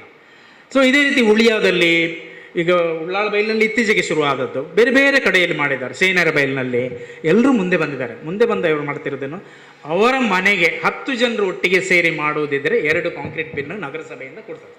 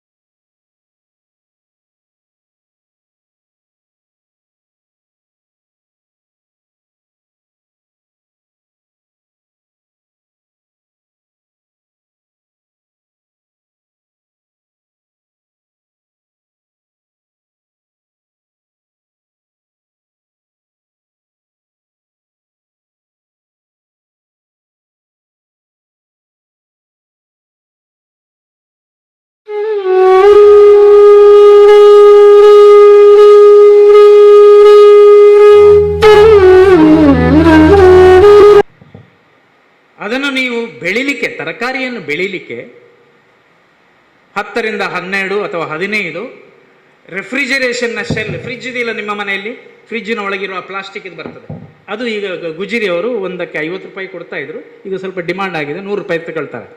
ಅಂಥದ್ದೊಂದು 10-12 ನಗರಸಭೆಯಿಂದ ಕೊಡಲಿಕ್ಕೆ. ಇದಕ್ಕೆಲ್ಲ ಆರ್ಥಿಕ ಬೆಂಬಲವಾಗಿ ನಮಗೆ ಲಯನ್ಸ್ ಕ್ಲಬ್ನವರು ಮುಂದೆ ಬಂದಿದ್ದಾರೆ. ಅವರಿಗೆ ಭಾಳ ಇಷ್ಟ ಆಯಿತು, ನಿಮ್ಮ ಕಸವನ್ನು ಬಳಸಿ ನೀವೇ ತರಕಾರಿ ಮಾಡಿ ನೀವು ಬಳಸಿ, ಅಲ್ಲಾದ್ರೆ ಅದನ್ನು ಮಾರಾಟ ಮಾಡಿ ಹಣಕ್ಕೆ. ಹೀರೆಕಾಯಿಗೆ 1 ಕಿಲೋಗೆ 60 ರೂಪಾಯಿ, ಬೇರೆ ಬೇರೆ ರೀತಿಯಲ್ಲಿ. ಈಗ ಮೊದಲನೇ ಹಂತದ ಕಟಾವುಗಳು ಮುಗ್ದಿದೆ. ಒಟ್ಟು 20 ಸ್ಥಳಗಳಲ್ಲಿ ಗುಂಪುಗಳು, ವ್ಯಕ್ತಿಗಳು, ಗುಂಪುಗಳು ಮತ್ತು ಸಂಸ್ಥೆಗಳು. ವ್ಯಕ್ತಿಗಳಂತ ಹೇಳಿದರೆ ಉದಾಹರಣೆಗೆ ಇಲ್ಲಿ ವಾಸುದೇವ್ ಸರ್ ರಾವ್ ಅಂತ ಇದ್ದಾರೆ, ಅವರು ರಿಟೈರ್ಡ್ ಟೀಚರ್ ಇದ್ದಾರೆ, ಅವರ ಮನೆಯಲ್ಲಿ ಕಂಪ್ಲೀಟ್ ಯಾವುದೇ ಕಸವನ್ನು ಹೊರಗೆ ಕೊಡೋದಿಲ್ಲ, ಅವರೇ ಮಾಡ್ತಾ ಇದ್ದಾರೆ. ಜಾನಕಿ ಪುತ್ರನ್ ಅಂತ ಇಲ್ಲಿ ಒಬ್ಬರು ಟೀಚರ್ ಇದ್ದಾರೆ, ರಿಟೈರ್ಡ್ ಟೀಚರ್ ಇದ್ದಾರೆ, ಮೊಗವೀರ ಮಹಿಳಾ ಸಂಘದವರು, ಅವರು ವೈಯಕ್ತಿಕವಾಗಿ ಮಾಡ್ತಾ ಇದ್ದಾರೆ. ದರ್ಗಾದ ಪ್ರೆಸಿಡೆಂಟ್ ರಶೀದ್ ಇದ್ದಾರೆ, ಅವರ ಮನೆಯಲ್ಲಿ ಮಾಡೋದು ಮಾತ್ರ ಅಲ್ಲ, ದರ್ಗಾದಲ್ಲಿ ಪ್ರತಿ ದಿವಸ ಮಧ್ಯಾಹ್ನ ಊಟ ಅಂತದ್ದು ಕೊಡ್ತಾರೆ ಬಂದ ಇವರಿಗೆಲ್ಲರೂ ಕೂಡ. ಸೊ ನಾವು ಅವರಿಗೆ ಹೇಳಿದ್ದಿಷ್ಟೇನೆ, ನಿಮ್ಮ ದರ್ಗಾದಲ್ಲಿ ನೀವು ತರಕಾರಿ ಹೊರಗಿಂದ ತರಬಾರ್ದು, ನಿಮ್ಮಲ್ಲಿ ಬಂದಿರುವಂಥ ಕಸದಿಂದಲೇ ಗೊಬ್ಬರ ಮಾಡಿ ತರಕಾರಿ ಮಾಡಿ ಅದನ್ನೇ ಕೊಡಿ ಅಡಿಗೆ ಮಾಡಲಿಕ್ಕೆ.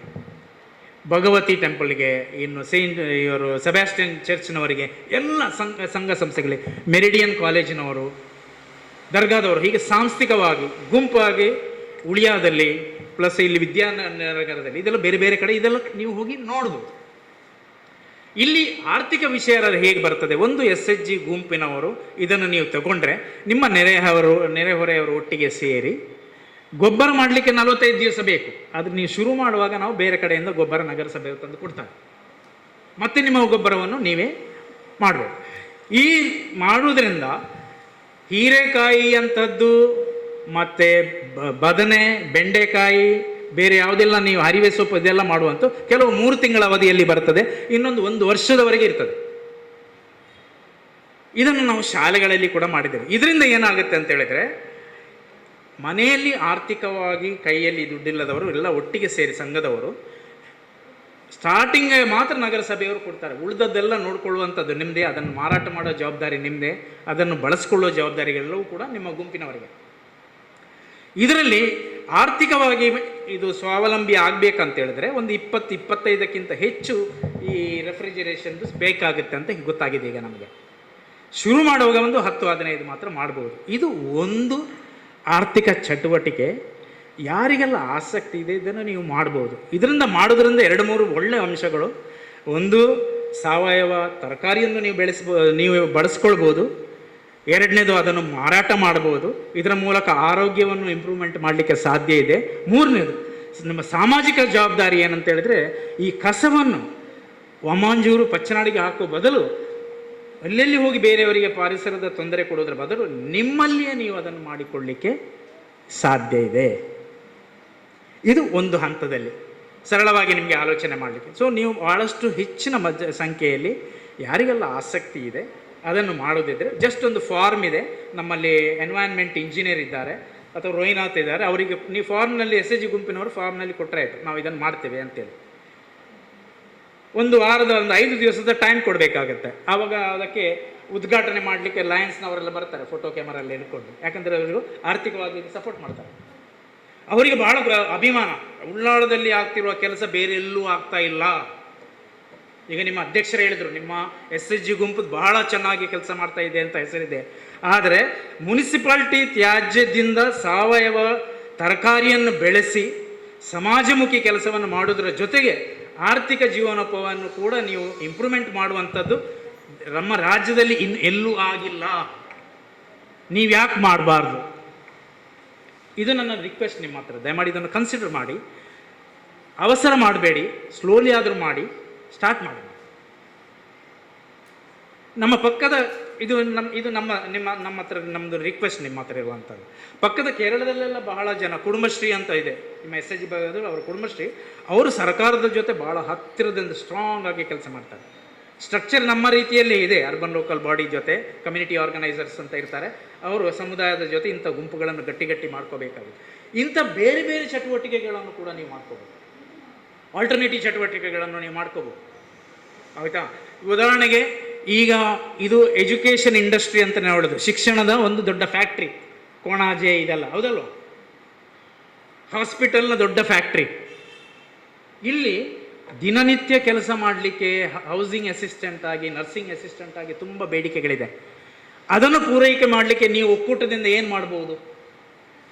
ನಿಮಗೆ ಮಿನಿಮಮ್ ವೇಜಸ್ ಸಿಗುವ ಹಾಗೆ ನೀವು ಸಂಘಟನೆ ಮಾಡ್ಕೊಂಡ್ಬಿಟ್ಟು ಅವರು ನಿಮ್ಮ ಒಕ್ಕೂಟಕ್ಕೆ ಕೇಳೋದು, ಆಸ್ಪತ್ರೆಯವರು, ಒಕ್ಕೂಟದವರು ಆ ಕೆಲಸಕ್ಕೆ ತರಬೇತಿ ಮಾಡಿ ಅವರನ್ನು ಕೆಲಸಕ್ಕೆ ಕಳಿಸ್ಬೋದು. ಸಾಧ್ಯ ಇದೆಯಾ? ಯಾಕಂತ ಹೇಳಿದರೆ ಬೇಡಿಕೆ ಇಲ್ಲೇ ಇದೆ. ಅವರು ಮಂಗಳೂರಿನ ಬರುವ ಬದಲು ಉಳ್ಳಾಳದಲ್ಲಿರುವಂತಹ ಬಹಳ ಒಂದು SSLC ಆದವರಿಗೆ ನೀವು ಟ್ರೈನಿಂಗನ್ನು ಕೊಟ್ಟರೆ, ನರ್ಸಿಂಗ್ ಅಸಿಸ್ಟೆಂಟ್ ಟ್ರೈನಿಂಗ್ಗಳನ್ನೆಲ್ಲ ನೀವು ಕೊಟ್ಟರೆ ಅವರ ಎಂಪ್ಲಾಯಬಿಲಿಟಿ ಒಳ್ಳೆಯದಾಗುತ್ತೆ. ಎಂಪ್ಲಾಯಬಿಲಿಟಿ ಅಂತ ಹೇಳಿದರೆ ಅವರ ಮಾರ್ಕೆಟ್ನಲ್ಲಿ ಅವರಿಗೆ ಸಿಗುವಂಥ ಸಂಬಳ ಬೇರೆಯವರಿಗಿಂತ ಚೆನ್ನಾಗಿರ್ತದೆ. ನೀವೊಂದು ಸಂಘಟನೆ ಒಕ್ಕೂಟದಿಂದ ಮಾಡಿ ಇದೇ ರೀತಿಯ ಒಂದು ಎಂಪ್ಲಾಯ್ಮೆಂಟ್ ಜನರನ್ನು ಕೊಡ್ತಾ ಇದ್ದೀರಾ ಅಂತ ಹೇಳಿದರೆ, ಶಾಲೆಗಳಿಗೆ ಅಟೆಂಡರ್ಗಳು, ಸ್ವೀಪರ್ಗಳು, ಇಂಥದ್ದೆಲ್ಲ ಇದೆಯಲ್ಲ, ಇದೆಲ್ಲ ನಿಮ್ಮ ಸಂಘದಿಂದ ಬೇರೆ ಬೇರೆ ಟ್ರೈನಿಂಗ್ ಕೊಡಬೇಕು. ಟ್ರೈನಿಂಗ್ ಕೊಟ್ಟರೆ ಆವಾಗ ನಿಮಗೆ ಉದ್ಯೋಗ ಅವಕಾಶಗಳು ಹೆಚ್ಚಾಗುತ್ತೆ, ನಿಮ್ಮ ಎಂಪ್ಲಾಯಬಿಲಿಟಿ ಹೆಚ್ಚಾಗುತ್ತೆ. ಸೊ ನಾನು ಒಕ್ಕೂಟದಿಂದ ರಿಕ್ವೆಸ್ಟ್ ಮಾಡೋದು ಏನಂತ ಹೇಳಿದ್ರೆ, ಈ ಆಸ್ಪತ್ರೆಗಳಿಗೆ ಅವರ ರಿಕ್ವೈರ್ಮೆಂಟ್ಗಳು ಏನು, ಹೋಟೆಲ್ ಇಂಡಸ್ಟ್ರಿಗಳಿಗೆ ರಿಕ್ವೈರ್ಮೆಂಟ್ಗಳು ಏನು, ದಿನಗೂಲಿ ಬೆಳಿಗ್ಗೆ ಆಫೀಸರ್ ಥರ ಹೋಗೋದು, 10 ಗಂಟೆಗೆ ಹೋಗೋದು, 2 ಗಂಟೆ ಬರೋದು, 10 ಗಂಟೆಗೆ ಹೋಗೋದು, 4 ಗಂಟೆಗೆ ಬರೋದು, ಆ ರೀತಿಯ ಕೆಲಸಗಳಿದ್ದರೆ ಎಂಥ ಕೌಶಲ್ಯಗಳು ಇವರಿಗೆ ಬೇಕಾಗಿದೆ ಎಂಬುದನ್ನು ನೀವು ಕಂಡುಕೊಂಡ್ರೆ, ಅಂಥ ಟ್ರೈನಿಂಗ್ಗಳನ್ನು ಕೊಟ್ಟರೆ ನೀವು ಇವರನ್ನು ಕಳಿಸ್ಬೋದು ಕೆಲಸಕ್ಕೆ. ಹೇಳೋದು, ಈ ನಗರ ಬೆಳೀತಾ ಇರುವಾಗ ಡಿಮಾಂಡ್ಗಳು ಬೇರೆ. ಉಳ್ಳಾಳ, ಕೋಣಾಜೆ ಇದೆಲ್ಲ ನೀವು ನೋಡಿದರೆ ಈ ಪ್ರದೇಶದಲ್ಲಿರುವಂಥ ಹೆಚ್ಚಿನ ಜನಸಂಖ್ಯೆ ಬೇಕಾಗಿರೋದು ಯಾವ ಕೆಲಸಕ್ಕೆ ಅಂತ ದಯಮಾಡಿ ಅರ್ಥ ಮಾಡ್ಕೊಳ್ಳಿ. ಬಿಡಿ ಇಲ್ಲ ಇದೆ. ಸೊ ನೀವು ಒಂದು ನಿಮ್ಮ ಕೌಶಲ್ಯವನ್ನು ನಿಮಗೆ ನಿಮ್ಮ ಮಕ್ಕಳಿಗೆ ಮಾಡಿಕೊಳ್ಳುವಂಥ ಕೆಲಸವನ್ನು ನಿಮ್ಮ ಒಕ್ಕೂಟದಿಂದ ಮಾಡುವುದು ಹೆಚ್ಚು ಸೂಕ್ತ ಅಂತ ನನಗೆ ಅನಿಸುತ್ತೆ, ಬದಲಾಗುತ್ತಿರುವ ಈ ಕರೋನಾದ ಇದರಿಂದಾಗಿ. ಆಯಿತಾ? ಸೊ ಇಷ್ಟು ಅವಕಾಶಗಳಿದೆ ಕೇರಳದಲ್ಲಿ. ಇದಕ್ಕಿಂತ ತುಂಬ ಜವಾಬ್ದಾರಿಯನ್ನು ಅವರು ತಗೊಳ್ತಾರೆ. ಎಂಟೈರ್ ವೇಸ್ಟ್ ಮ್ಯಾನೇಜ್ಮೆಂಟ್ಗಳನ್ನು ತಗೊಳ್ಳೋದು ಮಾತ್ರ ಅಲ್ಲ, ಸೆಗ್ರಿಗೇಷನ್ ಮಾಡುವಂಥದ್ದನ್ನು ಕೂಡ ಮಾಡ್ತಾ ಇದ್ದಾರೆ. ನಮ್ಮದೇ ಕರ್ನಾಟಕದಲ್ಲಿ ಉಡುಪಿಯಲ್ಲಿ SLRM ಅಂತ ಇದೆ, ಕೇಳಿರ್ಬೋದು ನೀವು. Solid and liquid resource management ಅಂತ, ಅಂದರೆ ಅದೊಂದು ಹೊಸ ಹೆಸರು. ಹಸಿ ಮತ್ತು ಒಣ ಕಸಗಳನ್ನು ವಿಂಗಡಣೆ ಮಾಡಿ ಅದನ್ನು ಸ್ಕ್ರಾಪ್ ಡೀಲರಿಗೆ ಮಾರಾಟ ಮಾಡೋದು. ಅವರೆಲ್ಲ ಯೂನಿಫಾರ್ಮ್ ಹಾಕಿ ಬೆಳಿಗ್ಗೆ 9-10 ಗಂಟೆಗೆ ಬರ್ತಾರೆ, ಯೂನಿಫಾರ್ಮ್ ಹಾಕೊಂಡು ಬಿಟ್ಟು ಕೆಲಸ ಮಾಡ್ತಾರೆ, ಸಾಯಂಕಾಲ ಹೋಗ್ತಾರೆ. ಅವರಿಗೆಲ್ಲ ಸಂಬಳವನ್ನು ಈ ಕೋಆಪರೇಟಿವ್ ಸೊಸೈಟಿ ಮಾಡ್ತಾ ಇದೆ. ಉಡುಪಿಯಲ್ಲಿ ನೀವು ಒಣಸೆ ಹೋಗಿ, ಒಣಸೆ ಗ್ರಾಮ panchayat one of the successful ಗ್ರಾಮ ಪಂಚಾಯತ್, ಆಮೇಲೆ ವಾರಂಬಳ್ಳಿ ಪಂಚಾಯತಿಗೆ ಹೋಗಿ, ನಿಟ್ಟೆ ಪಂಚಾಯತಿಗೆ ಹೋಗಿ, ಇದೆಲ್ಲ ನಾವು ನಮ್ಮ ವಿದ್ಯಾರ್ಥಿಗಳನ್ನು ಕರ್ಕೊಂಡು ಹೋಗಿ ತಂದಿದ್ದೇವೆ. ನೀವು ನಿಮ್ಮ ಗುಂಪಿನವರು ನೋಡ್ಕೊಂಡು ಬನ್ನಿ. ನಮ್ಮ ದೊಡ್ಡ ಕಂಪ್ಲೇಂಟ್ SHG ಅವರ ಮೇಲೆ ಏನು ಅಂತ ಹೇಳಿದ್ರೆ, SHG ಈ ಬೇಲೆಗೆ ಮಾತ್ರ ಬರ ಏರಿ ಅಕ್ಕಳು ಬರ್ಪೂಜಾರಪ್ಪ. ಇಲ್ಲಿ ಮಾತ್ರ ಅಲ್ಲ, ಮಂಗಳೂರು ಮಹಾನಗರ ಪಾಲಿಕೆಯಲ್ಲಿ ಕೂಡ ಅದನ್ನು ಹೇಳ್ತಾರೆ. ಮಧು ಮನೋಹರ್ ಅಂತ ಎನ್ವೈರ್ಮೆಂಟ್ ಇಂಜಿನಿಯರ್ ಇದ್ದಾರೆ.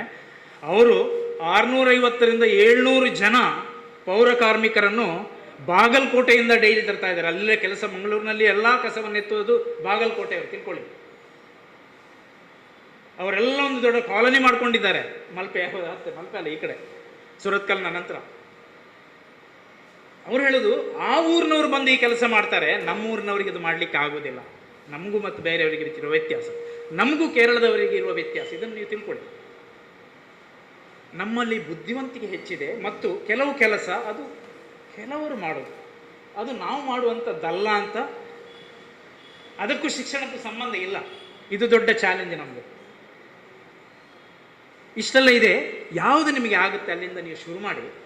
ಬಟ್ ಇದನ್ನು ಒಂದು ಒಳ್ಳೆಯ ಒಂದು ಉದ್ಯೋಗದ ಒಂದು ಆಲ್ಟರ್ನೇಟಿವ್ ಎಂಬುದನ್ನು ನಾವು ಅಂದ್ಕೊಂಡು, ಯಾಕಂತ ಹೇಳಿದ್ರೆ ಇನ್ನು ಬರಬರ್ತಾ ನಿಮ್ಮ ಮನೆಯವರ ಕೆಲಸ ಹೋಗ್ತದೆ, ನಿಮ್ಮ ಹೆಣ್ಮಕ್ಕಳಿಗೆ ಮದುವೆ ಆಗುವ ಸಮಸ್ಯೆಗಳೆಲ್ಲ ತುಂಬ ಬಂದುಬಿಡ್ತದೆ. ನೀವು ಆರ್ಥಿಕವಾಗಿ ಸ್ವಾವಲಂಬಿಗಳಾಗುವುದು ಬಹಳ ಅನಿವಾರ್ಯ. ಇದು ನಂದು ಎಚ್ಚರಿಕೆ ನಿಮಗೆ. ದಯಮಾಡಿ ನೀವು ಅದನ್ನು ರೆಡಿಯಾಗಿರಿ. ಉಳ್ಳಾಳದ SHG ಗುಂಪುಗಳು ಮೊದಲು ಅದಕ್ಕೆ ಮಾದರಿಯಾಗಲಿ ಅಂತ ಹೇಳ್ಕೊಂಡು ನಾನು 2 ಮಾತನ್ನು ಮುಗಿಸ್ತೇನೆ. ಧನ್ಯವಾದ. ಏನಪ್ಪ ಅದರ ಒಂದು ಪ್ರಕ್ರಿಯೆ ಬಗ್ಗೆ ಹೇಳ್ತೇನೆ ನಿಮಗೆ. ಸಾವಯವ ಅಂದರೆ ಏನು, ಸಾವಯವ ಗೊಬ್ಬರ ಅಂದರೆ ಏನು, ನಿಮ್ಮ ಮನೆಯಲ್ಲಿರುವ, ಆವಾಗಲೇ ಹೇಳಿದೆ ನಾನು, ಹಸಿ ಕಸವನ್ನು, ತುಂಬ ನೀರಿರಬಾರ್ದು, ಅದನ್ನೊಂದು ಮಣ್ಣಿನ ಮಡಕೆಗೆ ಹಾಕಿ. ರಾಮಕೃಷ್ಣ ಮಿಷನ್ ಅವರು ಕೊಟ್ಟಿದ್ದಾರೆ ಪಾಟ್ ಕಂಪೋಸ್ಟಿಂಗ್ ಅಂತ. ಅದು ಬೇರೆ ಬೇರೆ ಮೇಲೆ ಕೆಳಗೆಲ್ಲ ಚೇಂಜ್ ಮಾಡಬೇಕು. ಅದನ್ನು ಹಾಕಿದರೆ 3 ಗಂಟೆಯ ನಂತರ ಈ ಬ್ಯಾಕ್ಟೀರಿಯಾಗಳು ಬಂದು ಅದನ್ನು ತಿನ್ನಲಿಕ್ಕೆ ಸ್ಟಾರ್ಟ್ ಮಾಡ್ತಾರೆ. ನಾವು ಅದನ್ನು ಕೊಳೆಯುವುದು ಅಂತ ಹೇಳ್ತಾರೆ. ಯಾವಾಗ ಬ್ಯಾಕ್ಟೀರಿಯಾಗಳು ಅದನ್ನು ತಿನ್ನಲಿಕ್ಕೆ ಬರ್ತವೆ ಆವಾಗ ಅದು ವಾಸನೆ ಮತ್ತು ಗ್ಯಾಸ್ಗಳು ಬರ್ತವೆ. ಅದನ್ನು ನಾವು ವಾಸನೆ ಅಂತ ಹೇಳೋದು. ಅದಕ್ಕೆ ಮುಚ್ಚಲಿಕ್ಕೆ ಎಲ್ಲ ಇದೆ ವ್ಯವಸ್ಥೆ. ಸ್ವಲ್ಪ ಗಾಳಿನೂ ಹೋಗಬೇಕು, ಮುಚ್ಚಳ ಕೂಡ ಹಾಕಬೇಕು. ಆವಾಗ ಏನಾಗ್ತದೆ, ಈ ಹುಳಗಳು ಬಂದದ್ದು ದೊಡ್ಡದಾಗ್ತಾ ಬರ್ತದೆ ತಿಂದು. ನೀವು ರೇಷ್ಮೆ ಹುಳ ನೋಡಿದ್ರಾ? ಬಿಳಿ, ಅಟ್ಲೀಸ್ಟ್ ವಿಡಿಯೋದಲ್ಲಿ ನೋಡಿರ್ಬೋದಲ್ಲ, ಬಿಳಿ. ಇದಕ್ಕೆ ಈ ಗೊಬ್ಬರಕ್ಕೂ ಕೂಡ ಬಿಳಿಯಾದ ಬೇರೆ ಬ್ರೌನ್ ಕಲರ್ದು ಹುಳಗಳಿರ್ತವೆ. ಅದರ ಕೆಲಸ ಏನಿಲ್ಲ, ಈ ಹಸಿ ಗೊಬ್ಬರವನ್ನು ತಿಂದು ಅದು ಬದುಕುದಲ್ಲ. ಎರೆಹುಳದು ಬೇರೆ. ವರ್ಮಿ ಕಂಪೋಸ್ಟಿಂಗ್ ಅಂತ ಸ್ವಲ್ಪ ಡಿಟೇಲ್ ಇದೆ, ಆಯ್ತಾ? ಈ ಹುಳ ತಿಂದು ಅದು ಗೊಬ್ಬರ ಆಗ್ತದೆ. ಈ ಗೊಬ್ಬರ ಅದು ಕಂಪ್ಲೀಟ್ ತಿಂದು ಗೊಬ್ಬರ ಆಗಲಿಕ್ಕೆ 3 ತಿಂಗಳು ಟೈಮ್ ಬೇಕಾಗುತ್ತೆ. ಯಾಕಂದ್ರೆ ನೀವು ಒಂದು ದಿವಸ ಸಾಕಿರೋದು. ಇದಕ್ಕೆ ಈ ಗೊಬ್ಬರ ಮಾಡಲಿಕ್ಕೆ ಯಾವುದೇ ರಾಸಾಯನಿಕವನ್ನು ಬಳಸುವುದಿಲ್ಲ, ಕೆಮಿಕಲ್ ಹಾಕಲಿಕ್ಕಿಲ್ಲ. ಆದುದರಿಂದ ಇದನ್ನು ನಾವು ಸಾವಯವ ಗೊಬ್ಬರ, ತುಂಬ ರಿಚ್ ಕಂಟೆಂಟ್ ಇರ್ತದೆ. ಇದು ಗಿಡಗಳಿಗೆ ಬೆಳಿಲಿಕ್ಕೆ ತುಂಬ ಒಳ್ಳೆಯದು. ಆ ಬಿನ್ನಿನ ಅಡಿಯಲ್ಲಿ ಕೆಲವು ಸರಿ ನೀವು ಹಾಕಿದಾಗ ನೀರು ಹೆಚ್ಚಾದರೆ ಕೆಳಗೆ ನೀರು ಬರ್ತದೆ. ಅದಕ್ಕೆ ಲೀಚೆಟ್ ಅಂತ ಹೇಳ್ತಾರೆ. ಲೀಚೆಟ್ ಅಂತ ಹೇಳಿದ್ರೆ ಅದು ತುಂಬ ಕಾನ್ಸಂಟ್ರೇಟೆಡ್. ಈಗ ಫಿನಾಯಿಲ್ನಲ್ಲಿ ತೆಳು ಫಿನಾಯಿಲ್, ಕಾನ್ಸಂಟ್ರೇಟೆಡ್ ಫಿನಾಯಿಲ್, ಗೊತ್ತಾಯ್ತಾ? ಅದರ ವ್ಯತ್ಯಾಸ ಗೊತ್ತಾಯ್ತಲ್ಲ? ಇದು ಕಾನ್ಸಂಟ್ರೇಟೆಡ್ ಗೊಬ್ಬರ. ಅದನ್ನು ನೀವು ಒಂದು ಪಾತ್ರೆಯಲ್ಲಿ ತೆಗೆದುಕೊಂಡ್ಬಿಟ್ಟು ಗಿಡಕ್ಕೆ ಹಾಕ್ಬೋದು. ಡೈರೆಕ್ಟ್ ಹಾಕಿದರೆ ತೊಂದರೆ ಆಗ್ತದೆ ಅಂತ ಹೇಳ್ತಾರೆ. ಸೈಡಿಗೆಲ್ಲ ಹಾಕೊಂಡು ಬಿಟ್ಟು ಮಾಡ್ಬೋದು. ಅಷ್ಟು ಪ್ರೋಟೀನ್ ಇದೆ ಅದರಲ್ಲಿ, ನ್ಯೂಟ್ರಿಯೆಂಟ್ ಇದು ಬೆಳೀಲಿಕ್ಕೆ ಸಿಗುತ್ತೆ. ಸೊ ಆದುದರಿಂದ ಇದನ್ನು ನೀವು ನಿಮ್ಮ ಮನೆಯಲ್ಲೇ ಮಾಡ್ಬೋದು. ಇದರಲ್ಲಿ ಪೈಪ್ ಕಂಪೋಸ್ಟಿಂಗ್ನಲ್ಲಿ ಕೂಡ ಮಾಡ್ಬೋದು. 10 ಡಯಾಮೀಟರ್ನ ಪೈಪನ್ನು ತುಂಬ ಕಡಿಮೆ ಜಾಗ ಸಾಕಾಗ್ತದೆ. ಅದಕ್ಕೆ ಹಾಕ್ತಾ ಅದನ್ನು ನೀವು 2 ತಿಂಗಳ ನಂತರ ತೆಗೆದ್ರೆ ಕೆಳಗಿನಿಂದ ಅದು ಗೊಬ್ಬರ ಆಗಿರ್ತದೆ ಅಷ್ಟೇ. ಬೇರೆ ಏನು ಇದರಲ್ಲಿಲ್ಲ. ನೀವು ಬರೀ ಬೂದಿಯನ್ನು ಹಾಕಿದ್ರದ್ದು ಗೊಬ್ಬರ ಅಲ್ಲ, ಬರೀ ಇದನ್ನು ನೀವು ತೆಂಗಿನ ಬುಡಕ್ಕೆಲ್ಲ ಹಾಕ್ತಾರಲ್ಲ, ಅದು ಆಗಿ ಗೊಬ್ಬರ ಆಗೋದಿಲ್ಲ. ಈ ಪ್ರಕ್ರಿಯೆ, ಈ ಕ್ರಿಮಿಗಳು ಮತ್ತು ಈ ಹುಳಗಳದನ್ನು ತಿನ್ನಬೇಕು. ಅವರ ಪ್ರಕ್ರಿಯೆ, ಅವರ ಜೀರ್ಣ ಶಕ್ತಿಯ ಇದರ ಮೂಲಕ ಹಾದು ಬರಬೇಕು. ಹಾಗಿದ್ರೆ ಮಾತ್ರ ಅದು.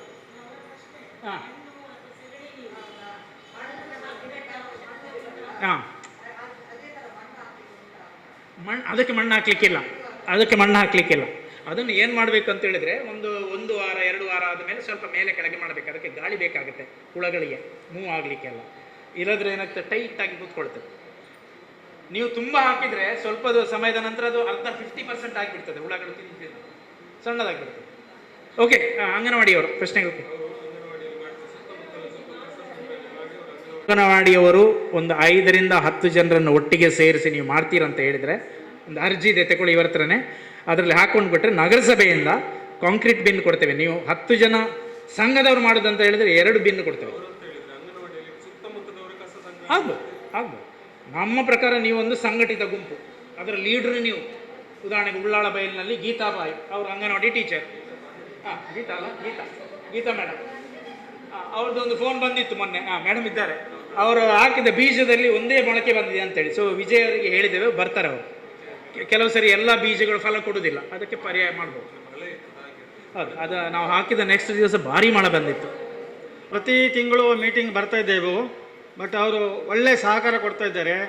ಅವರು ನಿಮ್ಗೆ ಆಗ ಹೇಳಿದ್ದಾರೆ ಎಂತೆಲ್ಲ ಮಾಡಬೇಕಂತ. ನಿನ್ನೆ ನಾನು ಕೋಟೆಗಾರಿ ಇಲ್ಲಿ ಹೋಗಿದ್ದೆ, ಸೋಮೇಶ್ವರ ಹೋಗಿದ್ದೆ. ಸೋಮೇಶ್ವರದಲ್ಲಿ ಸಾವಯವ ಕೃಷಿ ಮಾಡಿದ್ದಾರೆ. ನನಗೆ ಮತ್ತು ಐರಿನ್ ಮೇಡಮ್ ಅವರಿಗೆ ತರಕಾರಿ ಕೊಟ್ಟಿದ್ದಾರೆ.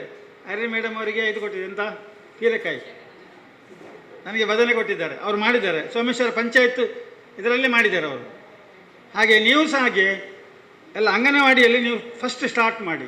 ಯಾಕಂದರೆ ಅಂಗನವಾಡಿ ತುಂಬ ಜನ ಇಲ್ಲಿ ಇಡೀ ನಮ್ಮ ದಕ್ಷಿಣ ಕನ್ನಡದಲ್ಲಿ ಒಳ್ಳೆಯ ಸ್ವಸಹಾಯ ಸಂಘ ಇರುವುದಿದ್ರೆ ಉಳ್ಳಾಲದಲ್ಲಿ ಒಂದು ಚಪ್ಪಾಳೆ ಕೊಡಿ ಉಳ್ಳಾಲಕ್ಕೆ. ಯಾಕಂದರೆ ಭಾರತಿ ಮೇಡಮ್ನವರ ನೇತೃತ್ವದಲ್ಲಿ ಚೆನ್ನಾಗಿ ನಡೀತಾ ಇದೆ. ನಾವು ಕೋವಿಡ್ ಆದ್ದರಿಂದ ನಾವು ಕೆಲವು ಸಮಯ ಬರಲಿಕ್ಕಾಗಲಿಲ್ಲ. ಸಾಧಾರಣ ಒಂದು 7-8 ತಿಂಗಳಿಂದ ನಾವು ಬರಲಿಲ್ಲ, ಈ ಕಡೆ ಬರಲಿಲ್ಲ. ನಾನು ಮತ್ತು ಐರಿನ್ ಮೇಡಮ್ ಬರಲಿಕ್ಕಾಗಲಿಲ್ಲ ನಮಗೆ. ಈಗ ಕೋವಿಡ್ ಎಲ್ಲ ಕಡಿಮೆ ಆಗ್ತಾ ಉಂಟು. ಇನ್ನೊಂದು ನಾನು ಹೇಳೋದೇನಂತ ಹೇಳಿದರೆ, ಕೋವಿಡ್ ಬಗ್ಗೆ ಜಾಗ್ರತೆ ಬೇಕು ನಿಮಗೆ. ಮಾಸ್ಕನ್ನು ಕಂಪಲ್ಸರಿ ಬಳಸಿ, ಮನೆಯವರಿಗೆ ಸಹ ಹೇಳಿ, ಮಕ್ಕಳಿಗೆ ಸಹ ಹೇಳಿ. ಮಕ್ಕಳಿಗೆ ಜಾಸ್ತಿ ಮೊಬೈಲ್ ಕೊಡಬೇಡಿ. ಈಗ ಕೋವಿಡ್ ಆದ್ದರಿಂದ ಉಂಟಲ್ಲ, ಇಡೀ ದಿನ ಮಕ್ಕಳು ಮೊಬೈಲಲ್ಲಿ ಇರ್ತಾರೆ. ಹೌದಾ? ಆನ್ಲೈನ್ ಕ್ಲಾಸ್ ಹೌದು. ನೀವು ನೋಡಿ ಮಾತ್ರ ಆನ್ಲೈನಲ್ಲಿ ಇದ್ದಾರಾ ಇಲ್ವೋ ಅಂತೇಳಿ. ಹಾಗೆ ನಮ್ಮ DNL ಯೋಜನೆಯಲ್ಲಿ ಕಾರ್ಯಕ್ರಮ ಎಲ್ಲ ನಿಮ್ಗೆ ಗೊತ್ತಿದೆ. ಒಂದು ಸ್ವಸಹಾಯ ಸೆಲ್ಫ್ ಹೆಲ್ಪ್ ಪ್ರೋಗ್ರಾಮ್ ಉಂಟು, ಗೊತ್ತುಂಟು? ಸೆಲ್ಫ್ ಹೆಲ್ಪ್ ಪ್ರೋಗ್ರಾಮ್ ಗೊತ್ತುಂಟಲ್ಲ ನಿಮಗೆ? ಒಂದು ಜನರಿಗೆ 2 ಲಕ್ಷ ತನಕ ಸಾಲ ಕೊಡ್ತಾರೆ ಸರ್ಕಾರದಿಂದ. 7% ಬಡ್ಡಿಯಲ್ಲಿ ಸಾಲ ಕೊಡ್ತಾರೆ. ನೀವು ಸ್ವಂತ ಉದ್ಯೋಗ ಮಾಡಲಿಕ್ಕೆ ಅವಕಾಶ ಉಂಟು. ಮತ್ತು ಗುಂಪು ಉದ್ಯೋಗಕ್ಕೆ ಸಹ ಅವಕಾಶ ಉಂಟು. ಗುಂಪು ಉದ್ಯೋಗ ಮಾಡಿದ್ರೆ ಒಂದು 10 ಲಕ್ಷ ತನಕ ಸಾಲ ಕೊಡ್ತಾರೆ, 7% ಬಡ್ಡಿಯಲ್ಲಿ ಕೊಡ್ತಾರೆ ಅಂತ. ಈಗ ಇವರು ಕಿಶೋರ್ ಸರ್ ಹೇಳಿದರು, ಟ್ರೈನಿಂಗ್ ಕೊಡುವಂಥ ವಿಷಯ ಹೇಳಿದರು ಕಿಶೋರ್ ಸರ್.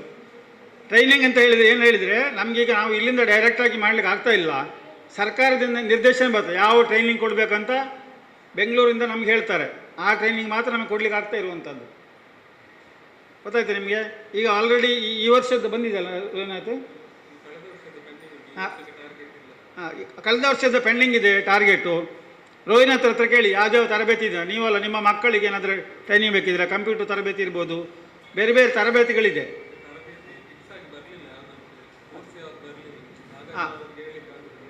ಈಗ ಹೇಳಲಿಕ್ಕೆ ಆಗ್ತಾಯಿಲ್ಲ ಅಂತ, ಯಾಕಂದರೆ ಇದು ಸರ್ಕಾರದಿಂದ ಬರ್ತಾ ಉಂಟು ತರಬೇತಿ. ಈಗ ಕಿಶೋರ್ ಸರ್ ಹೇಳಿದರೆ ಯಾವುದು ನರ್ಸಿಂಗ್ ತರಬೇತಿ, ನರ್ಸಿಂಗ್ ಅಸಿಸ್ಟೆಂಟ್ ಅದೆಲ್ಲ ಹೇಳಿದರು ಅವರು. ಬಟ್ ಈಗ ನಮಗೆ ಅಂದರೆ ಸರ್ಕಾರದಿಂದ ಬಂದ ಕಾರ್ಯಕ್ರಮಗಳು ಮಾತ್ರ ನಮಗೆ ಮಾಡಲಿಕ್ಕೆ ಅವಕಾಶ ಇರುವಂಥದ್ದು. ಬಟ್ ಆಮೇಲೆ ಈಗ ನಾವೇನು ಹೇಳೋದು ಹೇಳಿದರೆ, ಭಾರತಿ ಮೇಡಮ್ ಮುಖಾಂತರ ನಾವು ಇಲ್ಲಿ ಸರ್ಕಾರಕ್ಕೆ ತಿಳಿಸಬೇಕು ನಮಗೆ ಇಲ್ಲಿ ಯಾವುದು ಬೇಕು ಅಂತ. ತಿಳಿಸಿದರೆ ಅವರು ಮಾಡಿಕೊಡುವ ಅವಕಾಶ ಇದೆ. ಹಾಗೆ ಮತ್ತು ಇನ್ನೊಂದು ಇದು ಶೆಲ್ಟರ್ ಫಾರ್ ಅರ್ಬನ್ ಹೋಮ್ಲೆಸ್ ಅಂತ ಇದೆ. ಅಂದರೆ ಯಾರು ಬೀದಿ ಬದಿಯಲ್ಲಿ ಯಾರು ಮಲಗ್ತಾರೆ ಅವರಿಗೆಲ್ಲ ಒಂದು ಇದು ಮಾಡಲಿಕ್ಕೆ ಅವಕಾಶ ಉಂಟು. ಅದು ಸಹ ನಮ್ಮ ಉಳ್ಳಾಲ ಏರಿಯಾದಲ್ಲಿ ಸದ್ಯಕ್ಕೆ ಯಾರು ಸಿಗ್ತಾ ಇಲ್ಲ, ಜಾಸ್ತಿ ಜನ ಇಲ್ಲ. ಹಾಗೆ ಇಂಥದ್ದೆಲ್ಲ ಕಾರ್ಯಕ್ರಮಗಳು ಉಂಟು. ಇಂದು ಇದನ್ನು ಡಿಟೇಲ್ ಬೀದಿ ಬದಿ ವ್ಯಾಪಾರಿಗಳ ಬಗ್ಗೆ ಸಹ ಡಿಟೇಲ್ ಆಗಿ ನಮ್ಮ ಮೇಡಮ್ ಹೇಳ್ತಾರೆ, ಐರನ್ ಮೇಡಮ್ ಹೇಳ್ತಾರೆ. ನಾನು ಖಾಲಿ ಕಿಶೋರ್ ಅವರಿಗೆ ಒಂದು ಇದು ಮಾಡಲಿಕ್ಕೆ, ಕೃತಜ್ಞತೆ ಸಲ್ಲಿಸಲಿಕ್ಕೆ ನಿಂತಿದ್ದು. Thank you very much.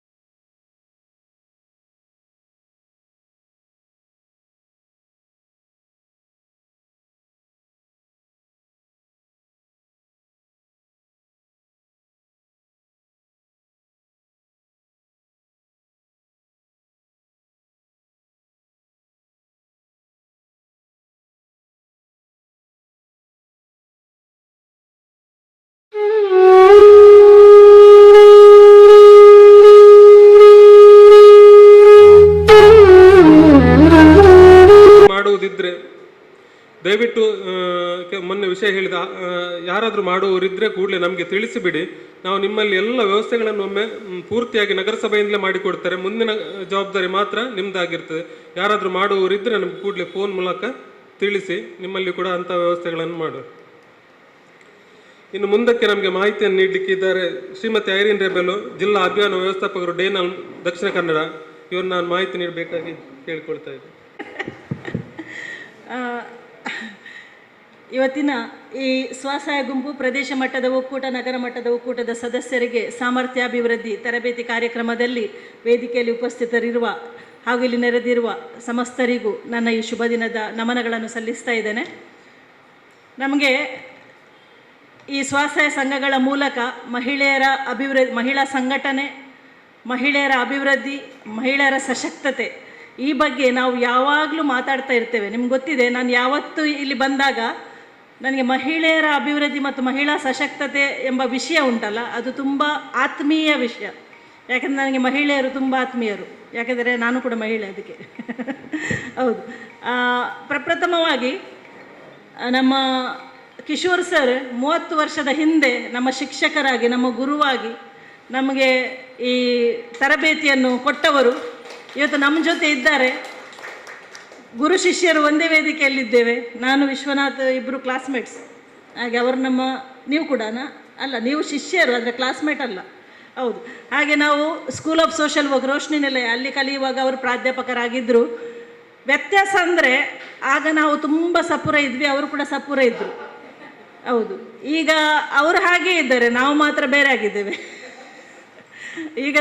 ಈಗ ನೋಡಿದರೆ ಅವರು ನಮಗಿಂತ ಸ್ವಲ್ಪ ಯಂಗ್ ಕಾಣ್ತಾರಲ್ಲ, ಹೌದಲ್ಲ? ಹೌದು. ಅದು ಕಾಂಪ್ಲಿಮೆಂಟ್ ನಿಮಗೆ.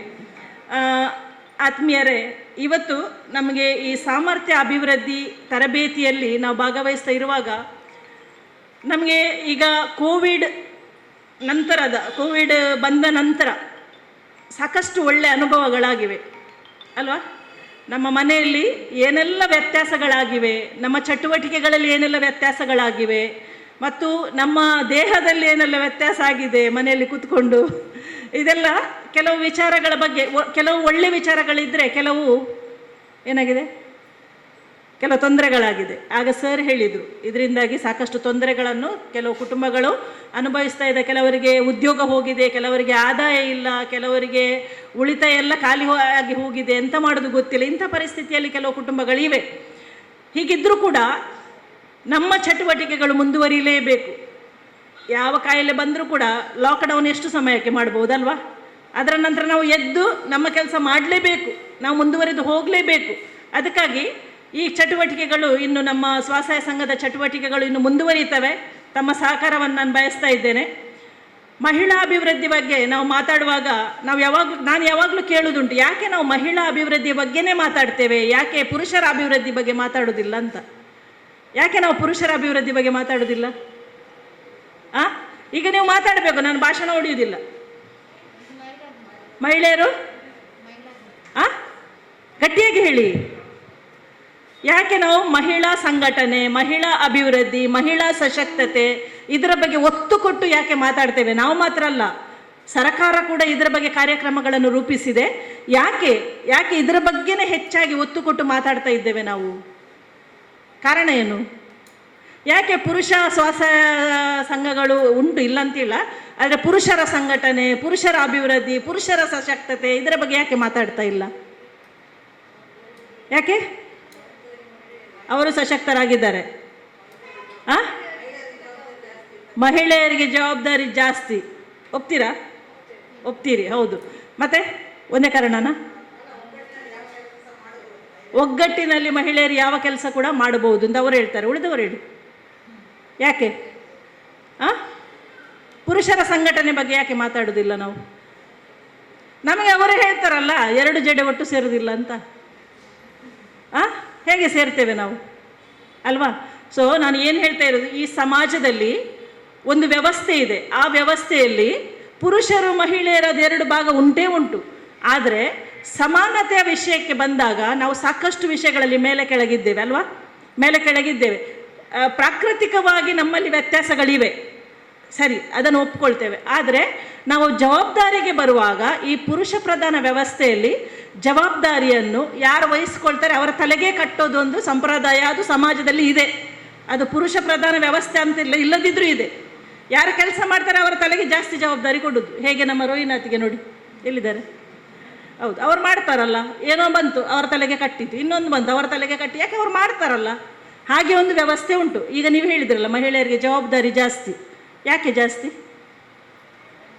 ಯಾಕೆ? ಮಕ್ಕಳನ್ನು ನೋಡೋದು, ಮನೆ, ಓಕೆ. ಯಾಕೆ ಅದು ಮಹಿಳೆಗೆ ಜಾಸ್ತಿ? ಯಾಕೆ ಮಹಿಳೆಗೆ ಜಾಸ್ತಿ? ಈಗ ನನಗೆ ಹೇಳಿ, ಮನೆ ಯಾರ್ದು? ಈಗ ಕನ್ಫ್ಯೂಸ್ ಆಯಿತು. ಸರಿ, ಕುಟುಂಬ ಯಾರ್ದು? ಮನೆ ಬೇಡ, ಮನೆ ಬಿಡಿ, ಓನರ್ದು ಇರ್ಬೋದು, ಬೇರೆ ಯಾರೋ ಇರ್ಬೋದು, ನಾವು ಬಾಡಿಗೆಗೆ ಇರ್ಬೋದು ಅಲ್ವಾ. ಕುಟುಂಬ ಯಾರ್ದು? ಪುರುಷರದು. ಓಕೆ. ಈಗ ನಿಮ್ಮ ಕುಟುಂಬ ಉಂಟು ಅಂದರೆ ಒಂದು ಮನೆಯಲ್ಲಿ ನೀವು ನಿಮ್ಮ ಕುಟುಂಬ ವಾಸವಿದ್ದೀರಿ. ಆ ಕುಟುಂಬದಲ್ಲಿ ಮನೆಯ ಒಂದು ಅಡುಗೆ ಕೆಲಸವನ್ನು ಮಾಡೋದು ಯಾರು? ಮಹಿಳೆ. ಕ್ಲೀನಿಂಗ್ ಕೆಲಸ ಎಲ್ಲ ಕ್ಲೀನ್ ಮಾಡೋದು, ಗುಡಿಸೋದು, ಒರೆಸೋದು, ಬಲೆ ತೆಗೆಯೋದು, ಇದೆಲ್ಲ ಮಾಡೋದು ಯಾರು? ಮಹಿಳೆ.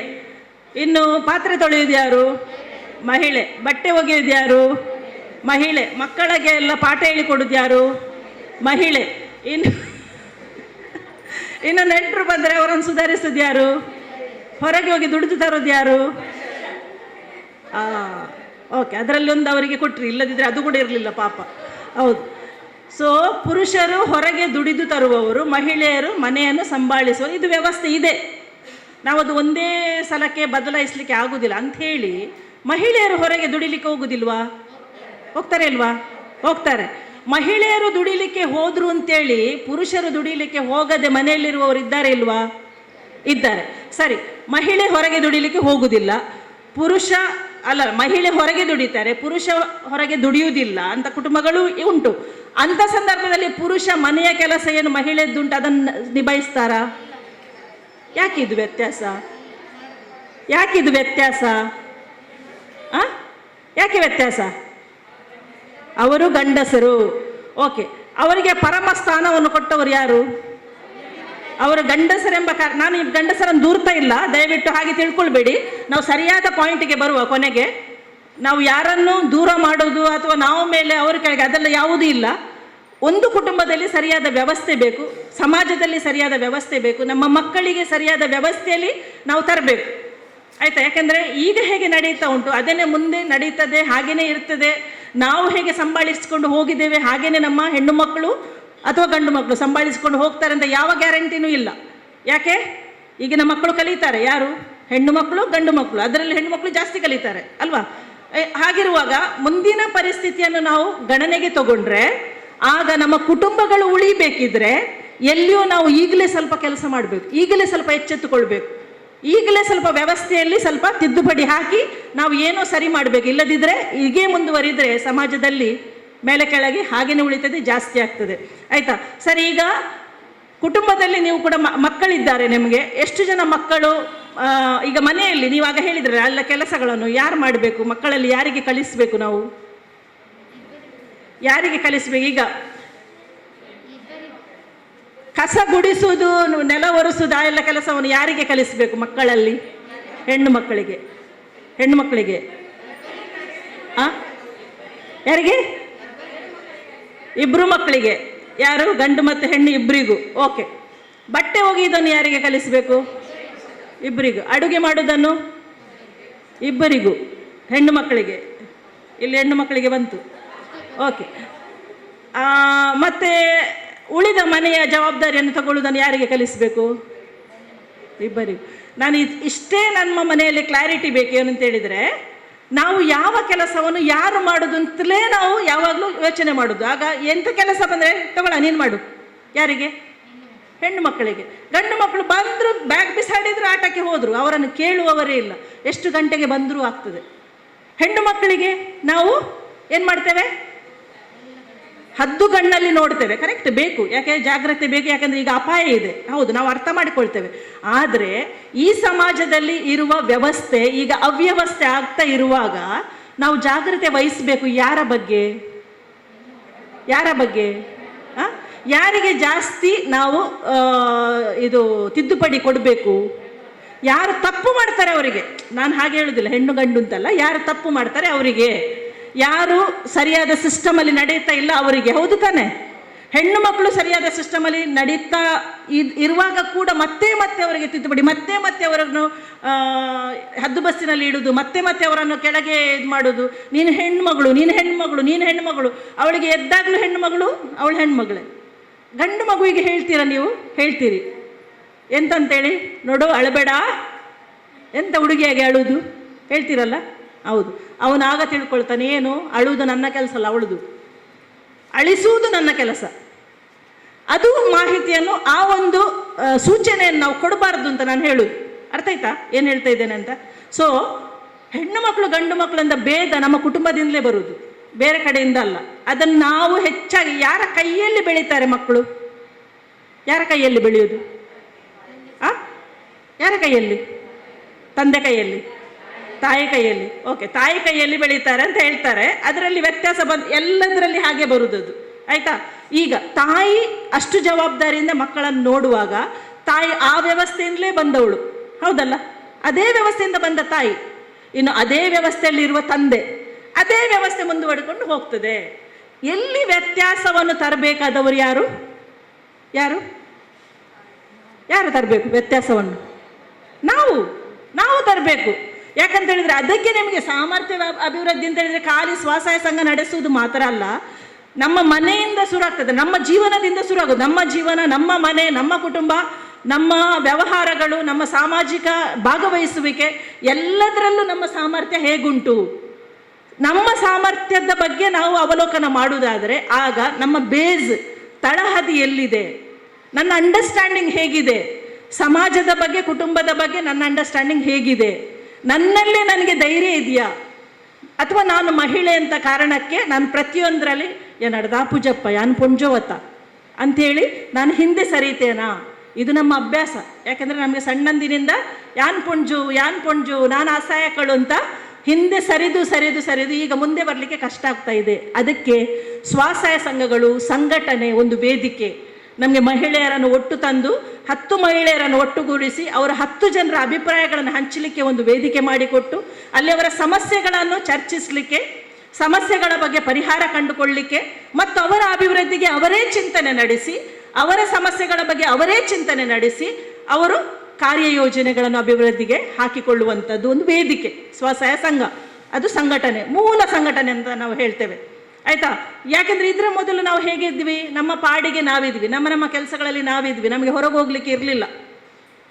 ಹೆಚ್ಚು ಅಂತ ಹೇಳಿದರೆ ಆಗ ನಿಮ್ಮ ಕಮಿಷನರ್ ಸರ್ ಹೇಳಿದರು, ಪಕ್ಕದ ಮನೆಯವರ ಹತ್ರ ಅಥವಾ ಮಾರ್ಕೆಟಿಗೆ ಹೋದಾಗ ಎಲ್ಲಿಯಾದರೂ ಕೇಳಿದ್ರು, ಎಂತ ಅಡುಗೆ ಮಾಡಿದ್ರಿ ಇವತ್ತೆಂತ ಉಂಟು ಸ್ಪೆಷಲ್, ಇವತ್ತೇನು ಮಾಡಿದ್ರಿ, ಇದೇ ನಮ್ಮದು ಮಾತಲ್ವಾ? ಎಲ್ಲಿ ಹೋಗಿದ್ರು ನೆಂಟರ ಮನೆಗೆ, ಯಾರು ಬಂದಿದ್ರು ನಿಮ್ಮ ಮನೆಗೆ, ಇದು ಸಾರಿ ಎಲ್ಲಿ ತಗೊಂಡದ್ದು, ಇದು ಕಿವಿದು ಎಲ್ಲಿ ತಗೊಂಡದ್ದು, ಇದು ಎಲ್ಲಿ ತಗೊಂಡದ್ದು, ಅದೆಲ್ಲಿ ತಗೊಂಡದ್ದು, ಅದು ನಮ್ಮ ಮಾತು, ಅದು ಸಹಜ. ಅದನ್ನು ಬಿಟ್ಬಿಡಿ ಅಂತ ನಾನು ಹೇಳುವುದಿಲ್ಲ, ಯಾಕೆಂದರೆ ಅದು ಇಲ್ಲದಿದ್ದರೆ ನಾವಿಲ್ಲ, ಅದು ಬೇಕು ನಮಗೆ. ಆದರೆ ಅದರ ಜೊತೆಗೆ ನಮ್ಮ ಅಭಿವೃದ್ಧಿ ಬಗ್ಗೆ ನಾವು ಚಿಂತನೆ ಮಾಡುವಂತಹ ಒಂದು ವೇದಿಕೆ ಇದೆ, ಆದರೆ ಅದು ಸ್ವಸಹಾಯ ಸಂಘ. ಅದರ ನಂತರ ಅದು ಮೂಲ, ನಾನು ಆಗ ಹೇಳಿದ್ದೆಲ್ಲ ಎಲ್ಲ ಮಾತುಗಳು ಬೇಕು. ಅದರ ಜೊತೆಗೆ ನಾವು ಮಹಿಳೆಯರಾಗಿ ಮಹಿಳೆಯರ ಬಗ್ಗೆ ಚಿಂತನೆ ನಡೆಸಿ ನಮ್ಮ ಅಭಿವೃದ್ಧಿಗೆ ಕಾರ್ಯಯೋಜನೆಯನ್ನು ಹಾಕಿಕೊಂಡು ಮುಂದಕ್ಕೆ ಸಾಗಬೇಕಾದ್ರೆ ಅದಕ್ಕೆ ಒಂದು ವೇದಿಕೆ ನಮ್ಮ ಸ್ವಸಹಾಯ ಸಂಘ. ಸ್ವಸಹಾಯ ಸಂಘ ಸಂಘಟನೆ, ಈ ಸಂಘಟನೆಯ ಮೂಲಕ ಮಹಿಳೆಯರು ಒಟ್ಟಾಗಿ ನಾವು ಚಿಂತನೆ ಮಾಡುವಂತಹ ಒಂದು ವೇದಿಕೆ ಅಂತ ನಾನು ಹೇಳಿದೆ. ಇಲ್ಲಿ ಯಾವುದರ ಬಗ್ಗೆ ನಾವು ಚಿಂತನೆ ಮಾಡಬೇಕು? ಒಂದು, ನಾನು ಆಗ ಹೇಳಿದೆ, ಮಹಿಳೆಯರಿಗೆ ಏನೆಲ್ಲ ಸಮಸ್ಯೆಗಳು ಇವೆ, ಸಮಾಜದಲ್ಲಿ ಏನೆಲ್ಲ ಸಮಸ್ಯೆಗಳು ಇವೆ. ಮೂಲತಃ ನಮಗೆ ಇರುವಂತಹ ಸಮಸ್ಯೆ ಅಂತ ಹೇಳಿದರೆ ಅಸಮಾನತೆ.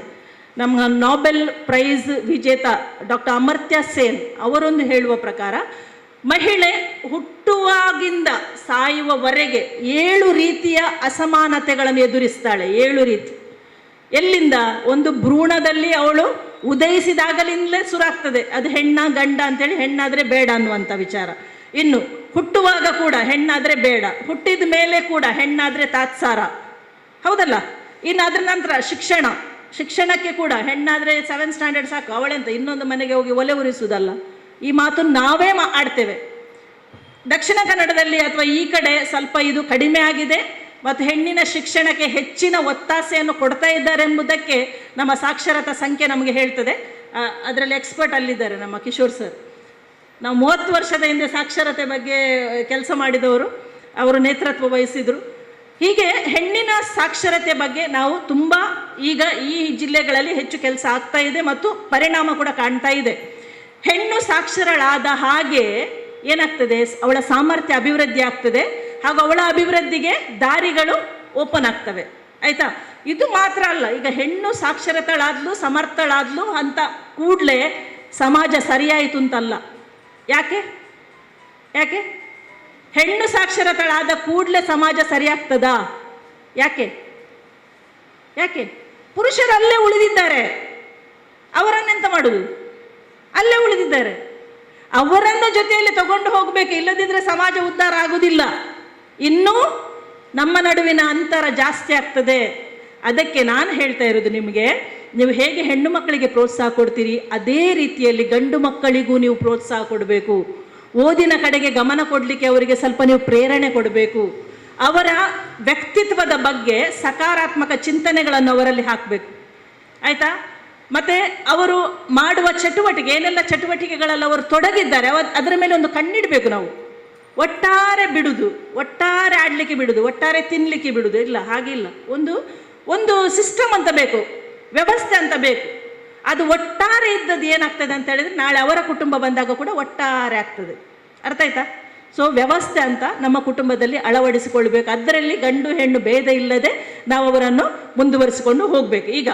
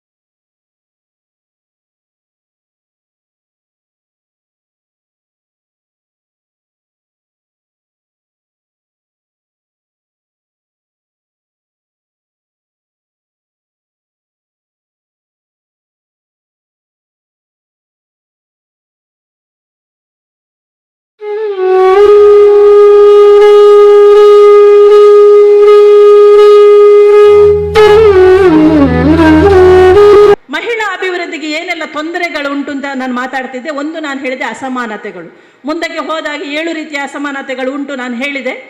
ಅದು ಮಾತ್ರ ಅಲ್ಲ, ನಮ್ಮ ವೈವಾಹಿಕ ಮಹಿಳೆಯರ ಒಂದು ಸಂಖ್ಯೆಯನ್ನೇ ಪರಿಗಣನೆಗೆ ತಗೊಂಡ್ರೆ ಪ್ರತಿ 5 ಮಂದಿ ಮಹಿಳೆಯರಲ್ಲಿ 3 ಮಂದಿ ಮಹಿಳೆಯರ ವಿವಾಹಿತ ಮಹಿಳೆಯರ ಮೇಲೆ ದೌರ್ಜನ್ಯ ನಡೆಯುತ್ತದೆ. ಇದು ನಾನು ಹೇಳಿದ್ದಲ್ಲ, ಸಂಶೋಧನೆ ಹೇಳ್ತದೆ. ಆಯ್ತಾ? ಈ 3 ಮಂದಿ ಮಹಿಳೆಯರು ಈ ಒಂದು ದೌರ್ಜನ್ಯವನ್ನು ಸಹಿಸಿಕೊಂಡು ಕೂಡ ತಮ್ಮ ಕರ್ತವ್ಯವನ್ನು ನಿಭಾಯಿಸ್ತಾ ಇರ್ತಾರೆ. ಆದರೆ ಯಾವಾಗ ದೌರ್ಜನ್ಯ ಉಂಟಾಗ್ತದೆ ಆಗ ಅವರ ಸಾಮರ್ಥ್ಯ ಏನಾಗ್ತದೆ?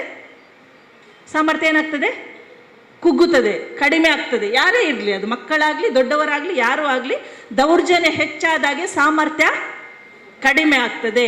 ಸೊ ಈ ಎಲ್ಲ ವಿಷಯಗಳನ್ನು ಪರಿಗಣನೆಗೆ ತಗೊಂಡು ನಮಗೆ ಸಶಕ್ತರನ್ನಾಗಿಸುವುದು ಹೇಗೆ, ಮಹಿಳೆಯರನ್ನು ಸಶಕ್ತರನ್ನಾಗಿಸುವುದು ಹೇಗೆ, ಒಂದು ಅವರು ಅರ್ಥ ಮಾಡಿಕೊಳ್ಳು, ನಾನು ಮಹಿಳೆಯಾಗಿ ನನ್ನಲ್ಲಿ ಏನು ಸಾಮರ್ಥ್ಯಗಳಿವೆ, ನನ್ನಲ್ಲಿ ಏನು ಪ್ರತಿಭೆಗಳಿವೆ, ಏನು ಸಾಮರ್ಥ್ಯಗಳಿವೆ, ನಾನು ಏನು ಮಾಡಬಲ್ಲೆ, ಇದರ ಬಗ್ಗೆ ನಾನು ಅರಿವು ಮಾಡಿಕೊಳ್ಳುವುದು, ನನ್ನಲ್ಲಿ ಏನು ಇದೆ ಎಂಬುದರ ಬಗ್ಗೆ. ಈಗ ನನಗೆ ಇಲ್ಲಿ ಇರುವ ಕೆಲವರಾದರೂ ಹೇಳಿ, ನಿಮ್ಮಲ್ಲಿ ಯಾವ ಸಾಮರ್ಥ್ಯ ಇದೆ? ಏನೇ ಇರ್ಬೋದು ಅದು ಸಾಮರ್ಥ್ಯ, ಭಾಷಣನೇ ಮಾಡಬೇಕಾಗಿಲ್ಲ. ಅರ್ಥ ಆಯ್ತಾ? ನನಗೆ ಕೆಲವರಾದರೂ ಹೇಳಿ ನಿಮ್ಮ ಸಾಮರ್ಥ್ಯ ಏನು, ಯಾವ ಸಾಮರ್ಥ್ಯ ನಿಮ್ಮಲ್ಲಿದೆ, ಒಂದೊಂದು ಹೇಳಿ. ಯಾರು ಹೇಳ್ತೀರಿ? ನಿಮ್ಮಲ್ಲಿ ಏನು ಸಾಮರ್ಥ್ಯ ಇದೆ? ನೋಡಿ, ಅಡುಗೆ ಮಾಡುವ ಸಾಮರ್ಥ್ಯ ಇದೆ. ಇವರ ಜೊತೆ ಕೈ ಜೋಡಿಸುವವರು ಯಾರಿದ್ದೀರಿ? ಅಡುಗೆ ಮಾಡುವ ಸಾಮರ್ಥ್ಯ ಇರುವವರು.